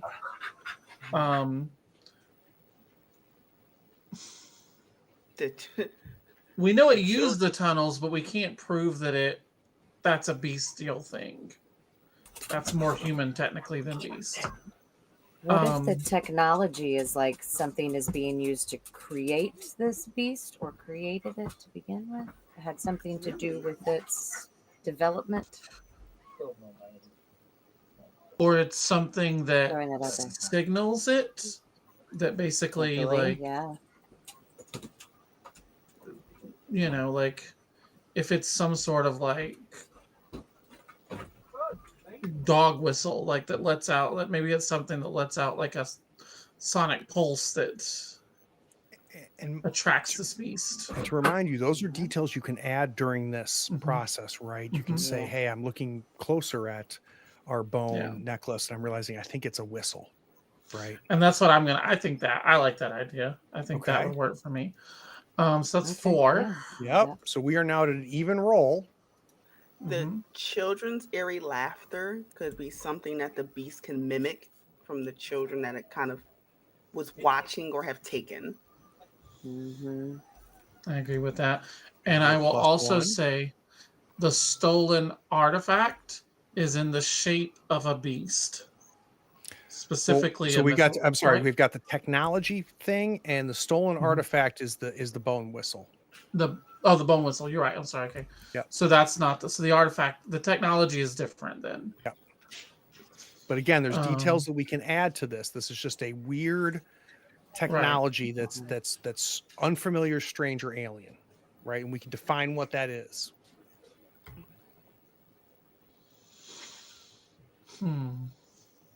We've got the map, We've got right, 5. with the children's homes Yeah. circled and Mary's home circled. Circle. We've got the blueprints with the tunnels, which I think we understandably put the tunnels aside for the beast theory. So I really think if we're going to go, we're at 1, 2, 3, 4, 5. We're at +1 right now. If we're going to try to get to +2, we need to come up with how we make the circled map, the blueprints, or this alienish strange technology. I think those are our only options. Do any of those point to beast?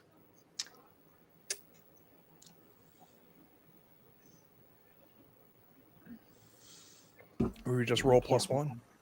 I think we could roll +1. I'm okay with rolling +1 if y'all are. But Elsie rolls it. or Jackie. Geraldine and I don't touch it. We don't even look at it. All right, We so this leave is the gonna- room. I'll do it. I'll We'll- do it. All right, Elsie, let's do a theorized move. So what we're saying is that the question is human or beast. We're saying this is a beast, and this is because of these 5 things point to this not being the work of man nor woman. Okay. So you're going to go to theorized move. You're going to give yourself a +1. Yeah. +1. +1. Here we go. Oh no! This in 3. So Curse of the Breeze. we have not had this happen before. That's a first. It is a No. first. So here's our First. situation. It's not that it's then human. It's at some point the 4 of you go, I don't think we can tell. I understand if we're doing this in the fiction, the 4 of you are working towards beast, and then finally 1 or more of you go, I don't think we have it yet. I don't think we have enough.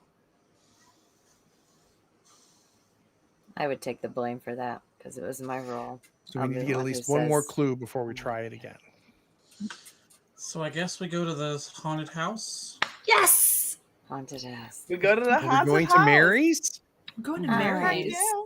Oh, this is. Can we go to the shop and get flashlights and headlamps? I've got old Trusty here. This thing's big as a mattress. Trusty.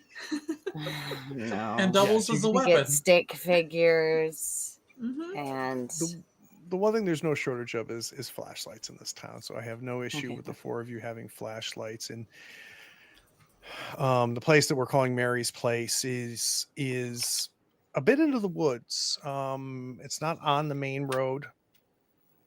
Yeah, there's a bit of a of trail. course it is. And when you get there, it's in disrepair. But based on what you heard, it's not like it went in disrepair since Mary vanished. Obviously, she lived in disrepair as well, right? That this was not being kept up by her. And whether it had been by her or George or somebody else, but the windows, the doors, everything is boarded up. We gotta pry one of these open. Yep, we got a B&E. B&E. How are you gonna pry one open? Oh, look at all this stuff laying around. There's gotta be something around here I can use as a shiv. What? A And what? also, we can just check the. Oh, wait, a Give what? me a lever large enough and I will move the world. I can't remember who said that. Well, you did. Breaking through a window or a door? Is the doors also boarded up? Mm-hmm. I'm gonna kind of go around the house to see if any, I don't know, little badass kids possibly already snuck in here. Ooh, yeah. Let's see if we're not the first one that wanted to see what was Badass inside of this kids. place since it was boarded Right. up. Yeah, I want a meddling move from you as well, but Oh, okay. thinking it's vitality because of the physical nature of us trying to get into this place. So let's do a vitality.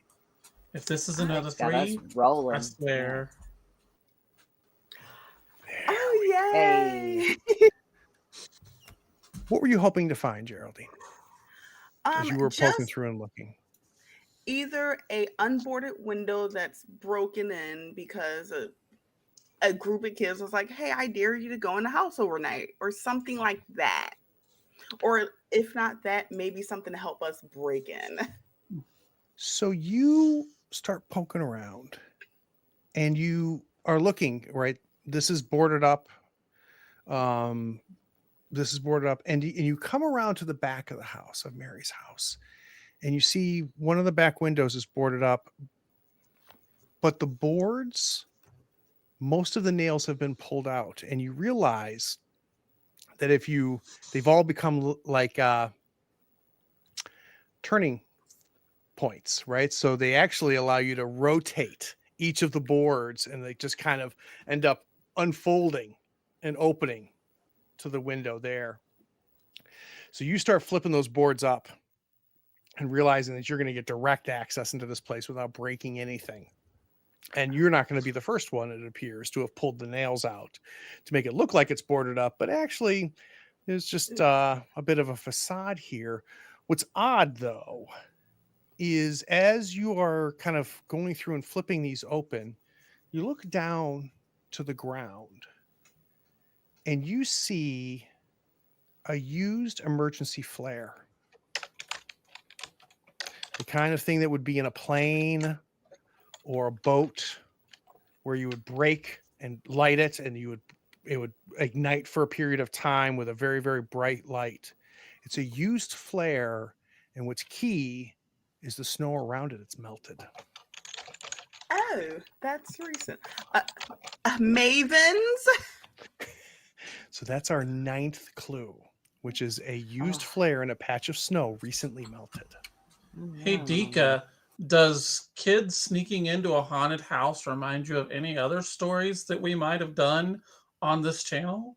Nah, never. not at all. So that was the first time the two of you were together on the channel. That And was, yeah. If you go to the Call of Cthulhu playlist on our channel, Kid Cthulhu, phenomenal. And I think we knocked it out in like 5 or 6 episodes. Yeah. And We did. boy, we It was had pretty an quick. excessive amount of fun.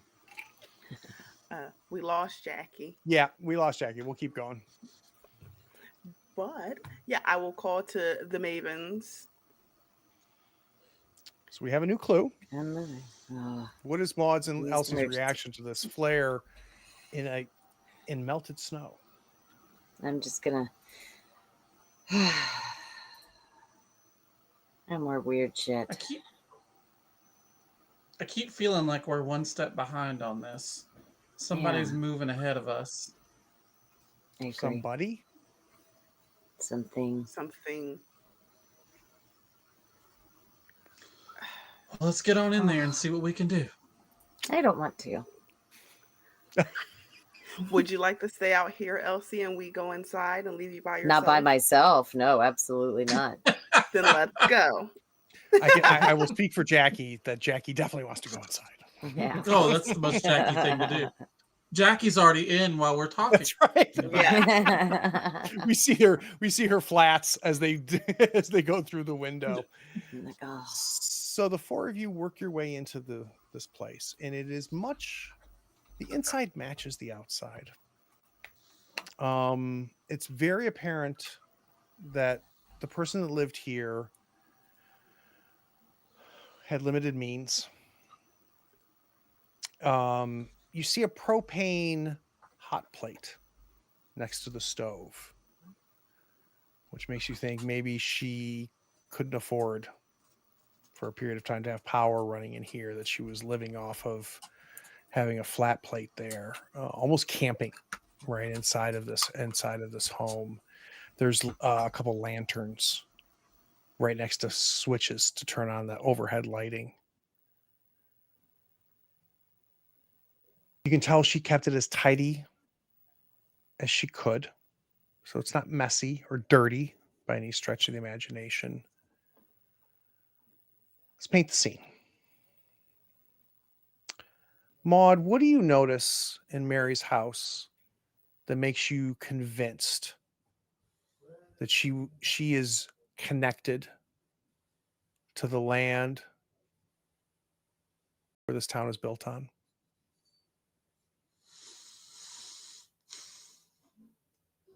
I think that there is a map very similar to the one that we saw in Town Hall. An old map that's well before anything was developed. And it's probably old and rotten and, frayed at the edges. No, nothing like the blueprints, right? That had buildings that were constructed or anything. Maybe instead of a main road, it's a trail, right? Elsie, what do you notice that makes it very clear that whoever lived here was deeply connected to the land? There is a potted plant that is native to the area, and it's just this little bright spot of green in the midst of this kind of cold and darkness. And I want to say, Elsie, it's almost unsettling, because based on George's story, he's been living here for almost a year now. This is inside, not getting water, not getting 2 hours of sunlight a day. Yet it is beautiful, robust, and a green fern planted on one of her shelves. Geraldine, Mary was very connected to this land, and that's obvious to you because... Oh, you're on mute, my dear. You're muted. So there are small things around her house that shows waste not anything. So let's say from an animal, if it was hunted, killed, she has a blanket made from it. She used every part of the animal possible. You're seeing maybe cups made out of bone, right, that were used, and cutlery. I love that. I love the idea of the furs being used as well. The four of you are standing in a ghost house, a house that has been empty for a very, very long time, with a woman who was doing the best she can, but now she is not here. What are we going to do?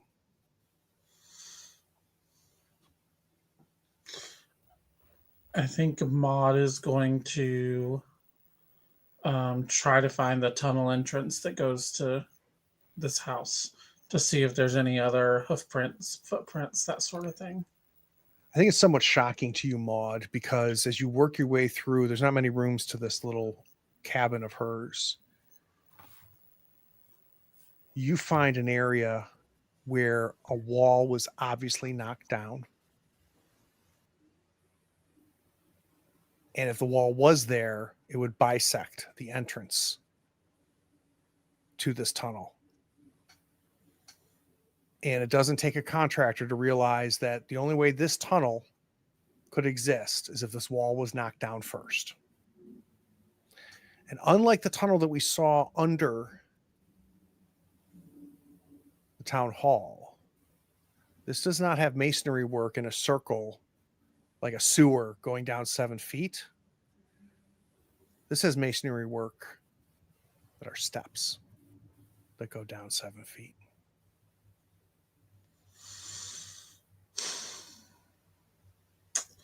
She'll call out to the other ones, and just like use her flashlight to like peer down to see, hoping and praying nothing is looking back at her. Nothing is. But it is dark, and it goes down a good 7 or 8 feet, like what you saw under the town hall, and then it just goes to darkness. And the angle, no matter how you try to angle that flashlight, you can only see so far from where you are. Well, we wanted a safer way down the hole. Ask and you shall receive. Is this a wider tunnel? Is it taller, or is it the same size? So it's still something small. Not necessarily, because that other opening to now it was small from the distance between the floor of the town hall and the ground, because this was a crawl space, right? But Right. the masonry work was a good 8 foot in diameter, right? So the entrance to this tunnel was wide, just as wide as this one is.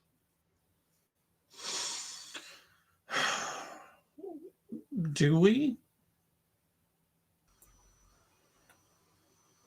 I mean, there's Probably no gonna have fall to. here. It's stairs. Are we going down? You know we are. Of course we are. All right. And Maud will start. Where moving did down the Jackie steps. go? She's already down the stairs. Jackie! Not for that way up. So you ladies head down, and the masonry work turns into dugout area. Oh, there she is. All right, let's bring you back up to speed real quick, Jackie. Can you hear us? So apparently there's some flash flooding happening, and that's why the internet's cut now. That's okay. Are you okay? Everybody safe? Yeah, we're safe. I'm hotspotting right now, so let's see how well that works. Look at you. You are officially then the hottest person on the stream right now because you're hotspot. All right, so real quick, we found a way to get into Mary's. There was obviously someone who got in here first and had removed many of the nails. So Geraldine was able to push that. She did find a clue in that process, which was a used emergency flare that was laying in a patch of melted snow, inferring that the flare was used recently. The 4 of you then went inside of Mary's house. We found that inside of the house that this woman was tidy, doing the best she can, but she was living in squalor. We saw a stove, but right next to the stove was a hot plate that was run by propane, right? Mm-hmm. Maud went poking around looking for an entrance to these tunnels, and she found it. But unlike the entrance that was under the town hall, there was masonry work here as well, but it's steps leading down 7 feet. And we decided there's no question Jackie would have no issue going down those steps to head into the tunnels. So you are officially back up to speed, Jackie. The 4 of you are at the top of these steps.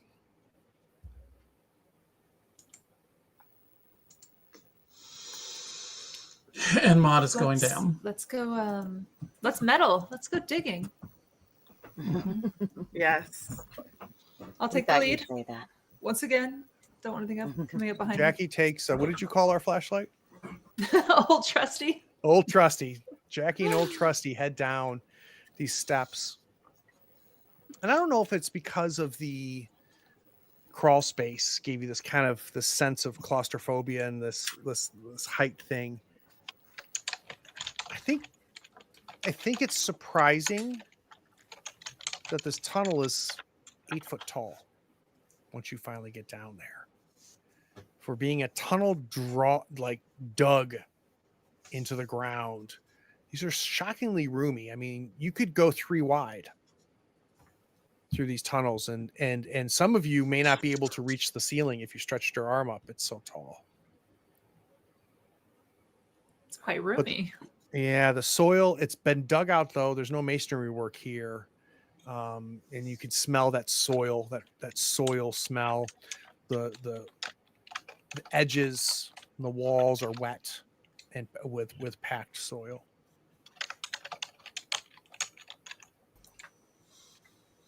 It's not a good sign that they're wet. Just so you know.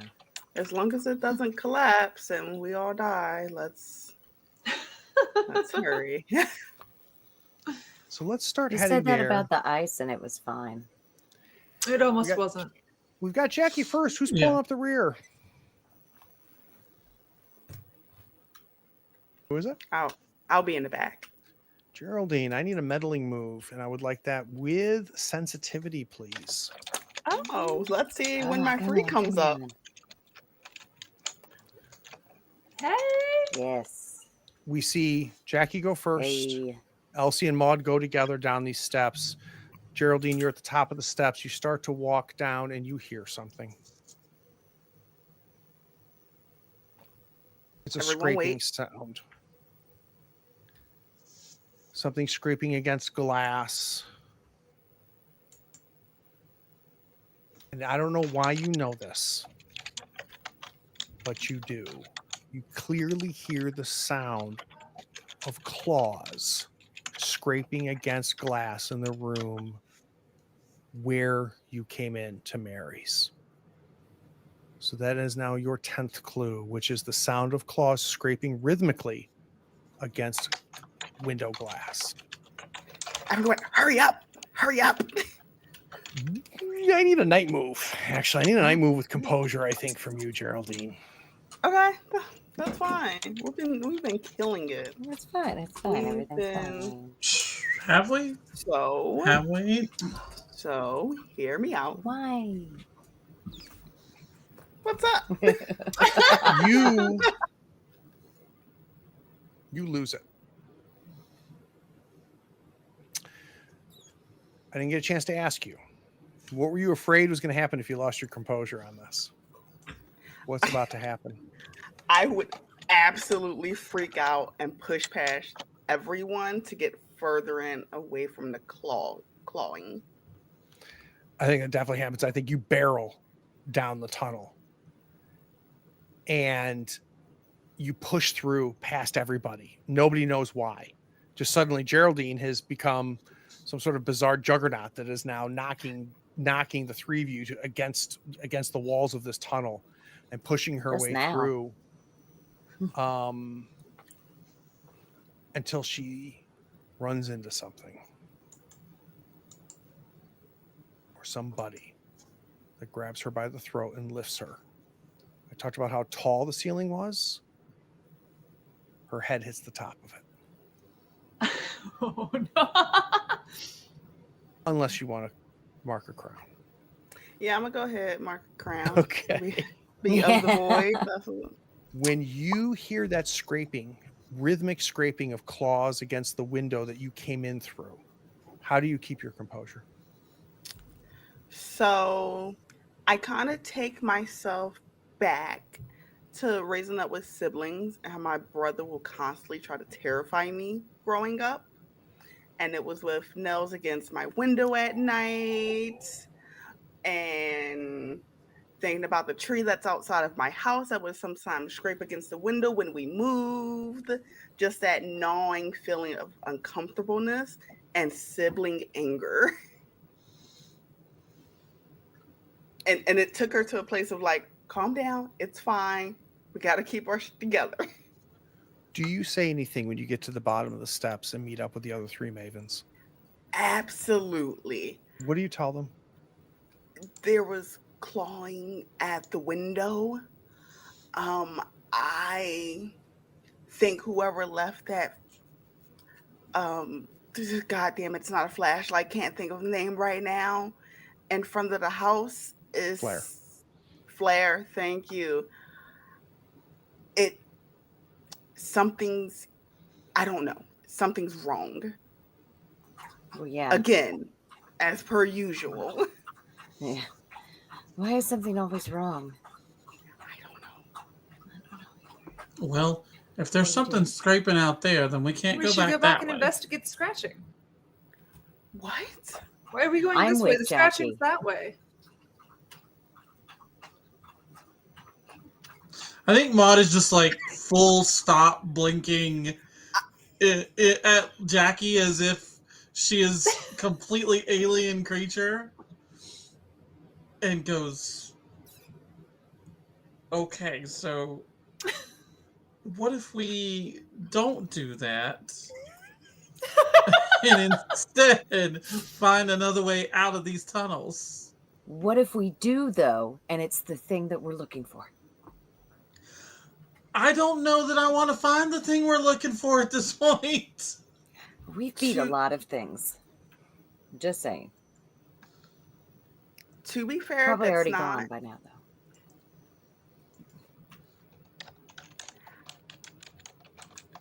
You guys broke me. I'm not gonna lie. I'm not sure. though. Jackie just said it so with so much confidence. I'm almost tempted to say yes. Even though my head just hit the ceiling a moment ago. That's why you think it's a great idea. Idea. What are we thinking? Are we going deeper into the tunnels, or we're going to head back out to the house?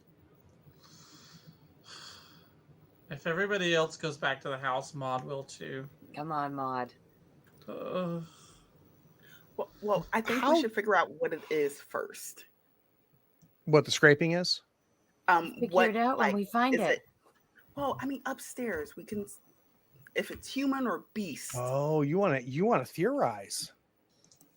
Oh, That makes sense to me. Before you're willing Oh. to face anything, I think making the decision makes sense. So we have clues that we've used for beast. If we're still on beast, we can add to that. Or have we changed to human and we need to reevaluate these clues now that we've gotten 2 new ones? Where are we? So the details that we used for the other clues are locked in? I'm still on beast. No, it's Okay. wide open.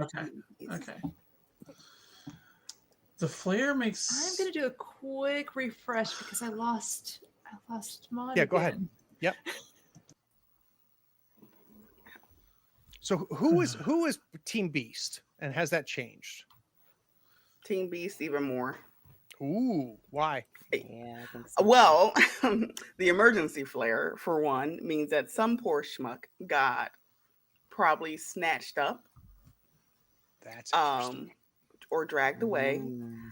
And then the claw against the window is clearly a taunting move. Except It's that, weird. hear me out, because Okay. I have changed completely, okay? So So real quick, Jackie, Geraldine is saying I'm still Team Beast, and the claws push me over the edge. Like if I had any doubt that it was a beast, the claws tell me. Maud is now saying, hold on a second, hear me out. So- the emergency flare, if it's something that was used and dropped, beasts don't use that. The circling the maps of the house, that's not a beast thing. Tunnels with blueprints with the tunnels drawn on it, not a beast thing. There's several, like there's as many clues now to me that are human as they are beast. I like that though. What if it's a human controlling a beast? What if we have twofold problem? That's what I'm worried about. So here's the key: is what's causing the children to disappear, right? So I think if it's a human controlling a beast, the answer is human. All right. So if we add, So walk me The through the emergency- human clues real quick. okay, So we said So the I vintage map with the circles. Mhm. What else? the Was human? blueprints, We said the blueprints are human. Okay, I'm with you. the emergency flare, and the snow could be both. I think it could be used. It could, to me, it seems like someone used it, and if they use that, they're a human. Okay, But I can see where if a beast attacks somebody, let's temporarily would mark it attract them. human for now. Mhm. we could say that the children's eerie laughter is an intimidation tactic. Someone was using recordings of children to throw us off and to scare us. And that could be what the piece of unidentifiable technology is. It's some piece of radio equipment. Can I get really weird with that? Let's get really weird. So really weird with it. we're up in the frozen north. So what if the unidentifiable technology is like ancient advanced technology that like melted with the permafrost? So between that and maybe having to bring back the weird artifact back to its home turf in order to power it, they can take control of like the natives. We're saying people. That's what that sounds like to me. Is that right? And that's 6 for people at the moment. All right, let me make sure I'm with you on the 6. So I've got technology, blueprints, vintage, child's eerie laughter, used flare. I've got 5. What's our 6th? The artifact. The artifact The is part of artifact how is they're in with the controlling. technology. I got that. Yep. Oh, you're saying the artifact is also tied. I got you. Mhm. I got you. All right. I think I am comfortable with a +2. If we want to say I think we could go +3 because I think the claws scraping on the glass, like the children's eerie laughter, are also another intimidation tactic to make us think that it's a monster instead of a human. What do you guys think? I'm okay with that because it seems weird that an animal or a beast or something would be scraping the window rhythmically. I think rhythmically is the key there, right? Mhm. I'm good with that. Let's go. That's +3. Do we want to do Did I like gaslight everybody into believing that it's right? No, I liked it. all right, who wants to do my theorize move at +3, saying this is human? Not it. Oh shit. Okay, I'll do it. I'm so sorry, guys. Make sure it's +3. We believe in you. Okay. So how do you make it as a +3? When you click on meddling move, it should give you the option. Okay, and you just put 3 in. Or not meddling move. I'm sorry. Theorize Yeah. move. Yep. +3. Yes! Woo! As the Okay. 4 of you are standing in this tunnel, whatever doubts there were, Geraldine, Team Beast, Maud just walks everybody through it. And I think the 4 of you realize there is absolutely no question in your minds that this is a person. Now that pretty wide open, right? We've gone from ancient alien technologies out of the permafrost all the way through this. But what happens is you now have unlocked your next question. This next question, the final question for this mystery, is complexity 4. You can use any clues that you did not use for human, which means that a sudden deep freeze, small dead creature, and animal footprints, those 3 clues could be used to answer this question. That question is, if the disappearances are the work of a human, who are they? Why are they doing this? This complexity 4. If you answer this question, you can resolve the mystery by luring the perpetrator into a trap. So once you answer this, you have the ability to lure whoever it is into a trap. We know this is a person. We now need to figure out who it is and why they're doing it, which is a great way to start episode 11. We're going to go to credits. We'll be back.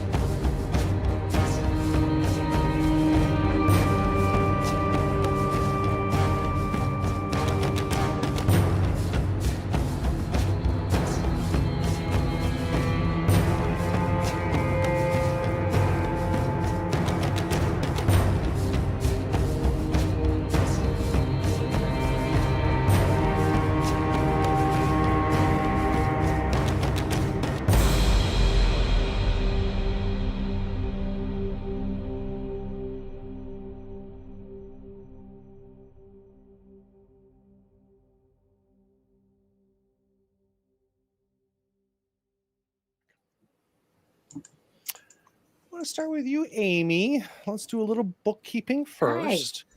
Did you hit any of your XP triggers? I think so. Let me scroll down there again and look at it. I doted on people quite a bit this episode, I would say. I agree. Yeah, so. Yep, and you I answered a definitely question. doted on That is someone, also an but- XP. Oh, yay. That's excellent. Yeah, any others? I don't think I shared a memory of a late family member today, so. I had a miss as well, too, but. Okay, so That's, let's go ahead and give that's yourself it the XP. me. And then let's talk about the crown. What That's crown okay. did you mark? Yeah. I didn't take a crown tonight. Oh, you didn't take your crown. Okay, so let's do stars and wishes then. Mm-mm. So what was the star of this star of stars of this episode for you, Amy? Oh, Craig, you were my star tonight. Your little emotional scene as the mayor, it like tugged on my heartstrings a little good. bit, and that's not a thing I'm accustomed to. So, yeah, that was very nice, and thank you glad. for having a little moment with me. You're I liked welcome. it. What are you Oh, wishing my for? wishes. Oh, it's gotten so creepy already, and I love it. This is so good. I can't wait to see what happens after our next void clue. I Cannot wait. think there's a better than even chance that when we get back to Brindlewood Bay, it's not going to be to solve a murder. Mhm. Yeah, I think I'm it's going really, to be to really looking forward to that. to finish out and figure out what these midwives of the Fragrant Void are trying to do. Maeve, Yes. let's start with XP triggers. Did you get any XP? So, question. It says when you roll a miss, does that count if you use a crown as well, or do you? So only if you upgrade the roll, right? So you. So how many times did you mark a crown? I marked a crown once, but I mean, for Okay. like looking on the XP track, it says when you roll a miss or when you move, when the move says to mark XP. So I rolled 3 misses, but I used one. I used 1 crown. Boy, have I been doing this all wrong? Let's go back to that. Give me a chance to go through the book, and if I owe you some, I will. Okay. So let's mark just the one for solving the mystery. Did anything else get marked? Yes, not for XP, but I did mark a crown. All right. And What I crown did you marked mark? a scene in the present day showing a private side of you very few get to see. Ooh, set the And scene. so I think we go back to Maud the night before. In the house, it's been a long day. She just got scared. She nearly drowned in the lake, and she's feeling her mortality.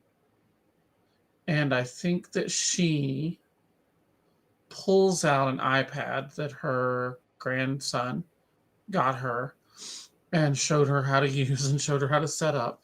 And they have put a lot of her family photos on them. So this is basically a walking family album. And she is scrolling through it, looking at all these old photos, reminiscing. And then like she stops because she hears a sound in the room. And she realizes that the sound is her very quietly, like crying as she's going through husband to husband and brother that's passed away and sister that's passed away, and just sort of like, living in that moment of like recognizing her mortality. I like that. Stars?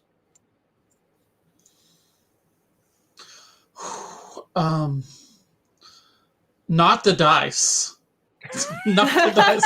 Not the dice. I have an anti-star. I wish to give away a star. Like, Fair. honestly, though, I think I just will give it to the table because I like how we have turned misses into opportunities to make the story move forward. Whereas in a lot of games and a lot of tables, a miss or whatever slows the table down. It doesn't slow us down. We use that as a tool to keep moving forward. And so I agree. all of you get it because I love you. So And what are you wishing for? What are you hoping for in the coming Oh episodes? boy. I'm kind of along with Amy here in that I wish to get to the end and get to the climax of it all. I'm sorry to see it end, but I'm also really anxious to see how this plays out. Yeah, me too. I think the final mystery will be very, very interesting. Shadika, dika, dika. Did you mark her crown? I no. No, That's I okay. didn't. That's a good thing, not a bad thing. Wait, no. Sorry, I did mark a crown. Oh, what'd you thinking mark? XP. I marked the pomegranate kernel. What is I that? gained the condition of obsessed with the void. Ooh, I'm going to put that on right now. Ooh. Why do you think? Let's go. What was happening? When did you need to mark the crown? It was when I got choked up 8 feet in the air when I ran down the steps past everyone. So it was That's a real result bad. of the scraping, right? Yes. Why do you think that has now made you obsessed with the void? So I think it's kind of a combination of everything through the entire mysteries, from being told no to joining the little cult, from having weird stuff happen, from kind of having this slightly more, not necessarily depressive mind state, but always referring to death when in casual conversations. And just all this weird shit just keeps happening. It's just she's getting more and more and more intrigued by it. Like a little bit more than she thought.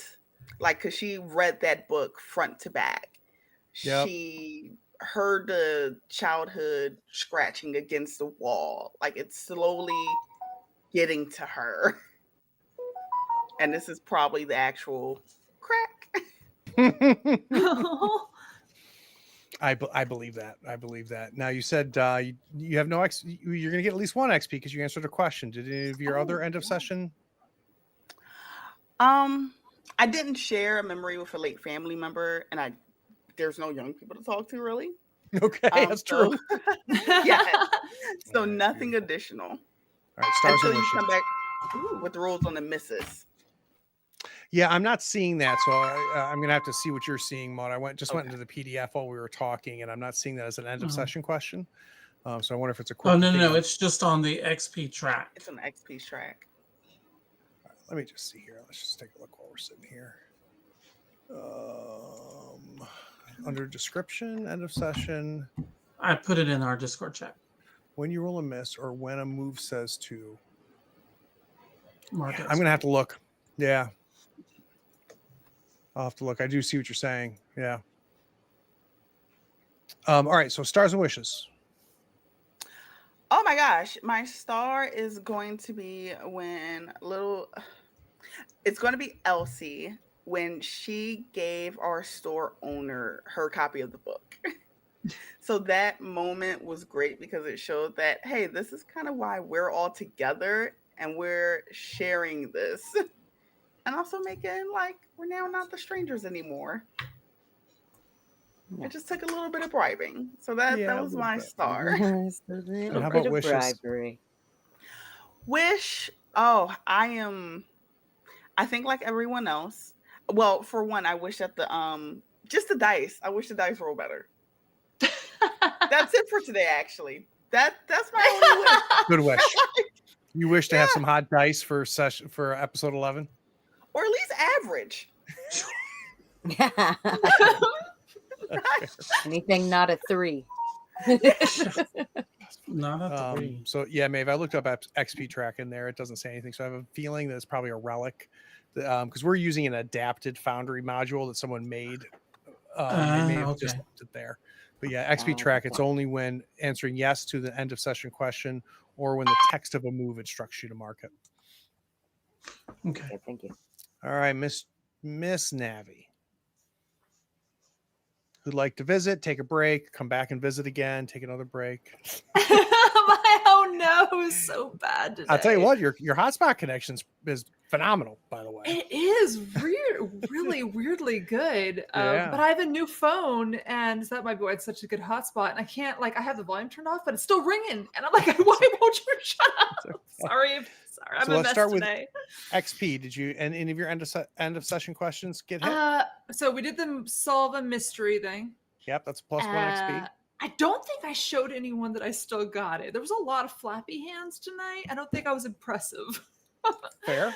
I didn't share a memory of a late family member, but I'm about to because of one of my crowns.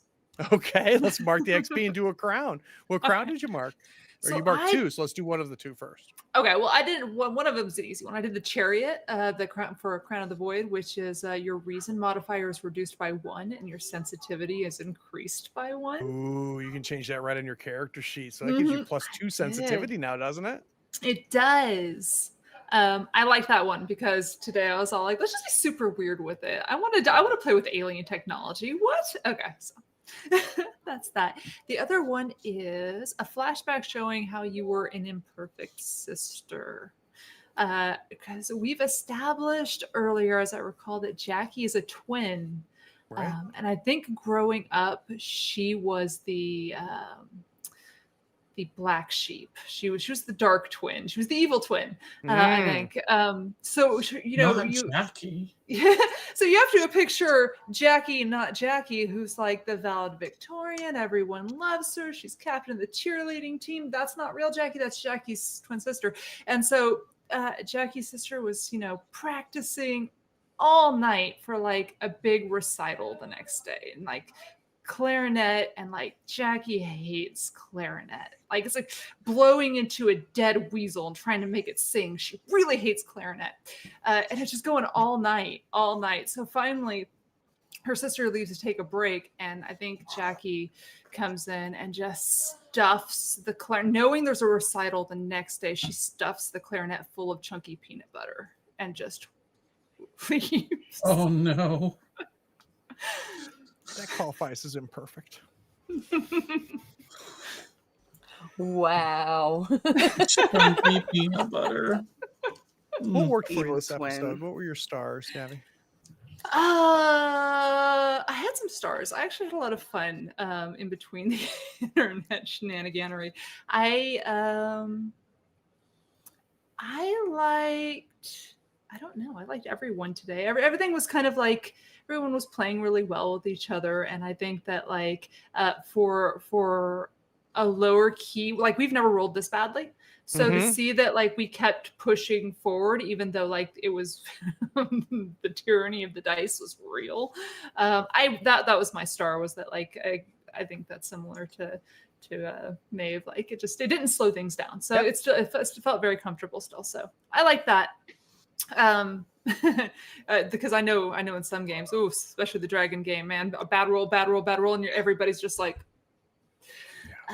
So that's my star. Wishes, less storms. If my internet could just figure it out, that'd be great. That's my wish. Because like everybody else, I am super excited to see what happens with the void, the big one, right? Yeah, I think it's fair. It's fair that we have a chance to wrap up Sweeps Week next session, which, by the way, will be in 2 weeks. So on the 25th, we'll be back with episode 11.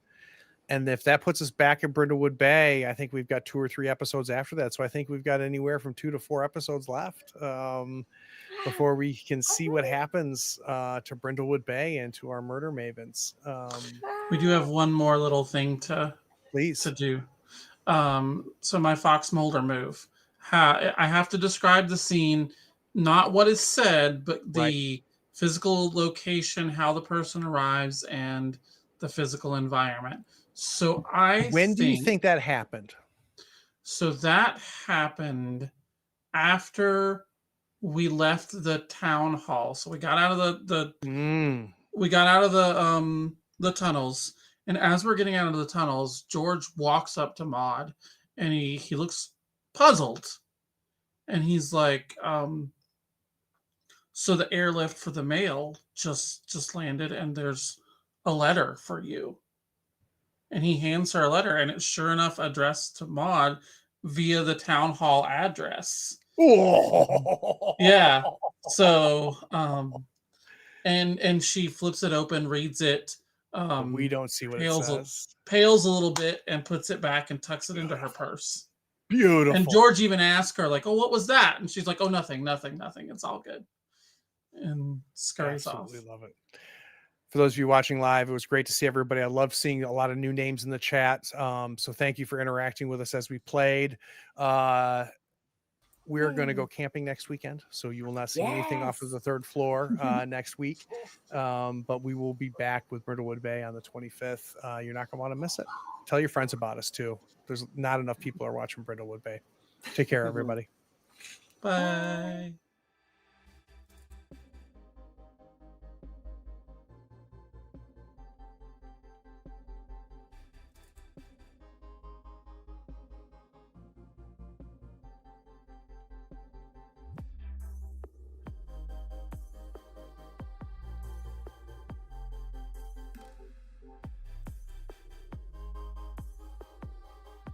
Howdy, friends. Thank you for watching. All our content is archived and organized in playlists on the Third Floor Wars YouTube channel. Check it out. And if you could like, follow, subscribe, and even set your notifications to this channel on YouTube and Twitch, we'd appreciate it, and it'll make sure that you catch all of our content. I talk with creators, designers, and experts across the gaming landscape in every episode of our podcast, Tabletop Talk. Open up your favorite podcatcher and search for Tabletop Talk from Third Floor Wars. Support your creators. They make the content you love, and it's your support that makes it happen. If you want to help us, go to Third Floor Wars on patreon.com, and you can help us for as little as $1 a month. Thanks again. We'll see you next time. Take care.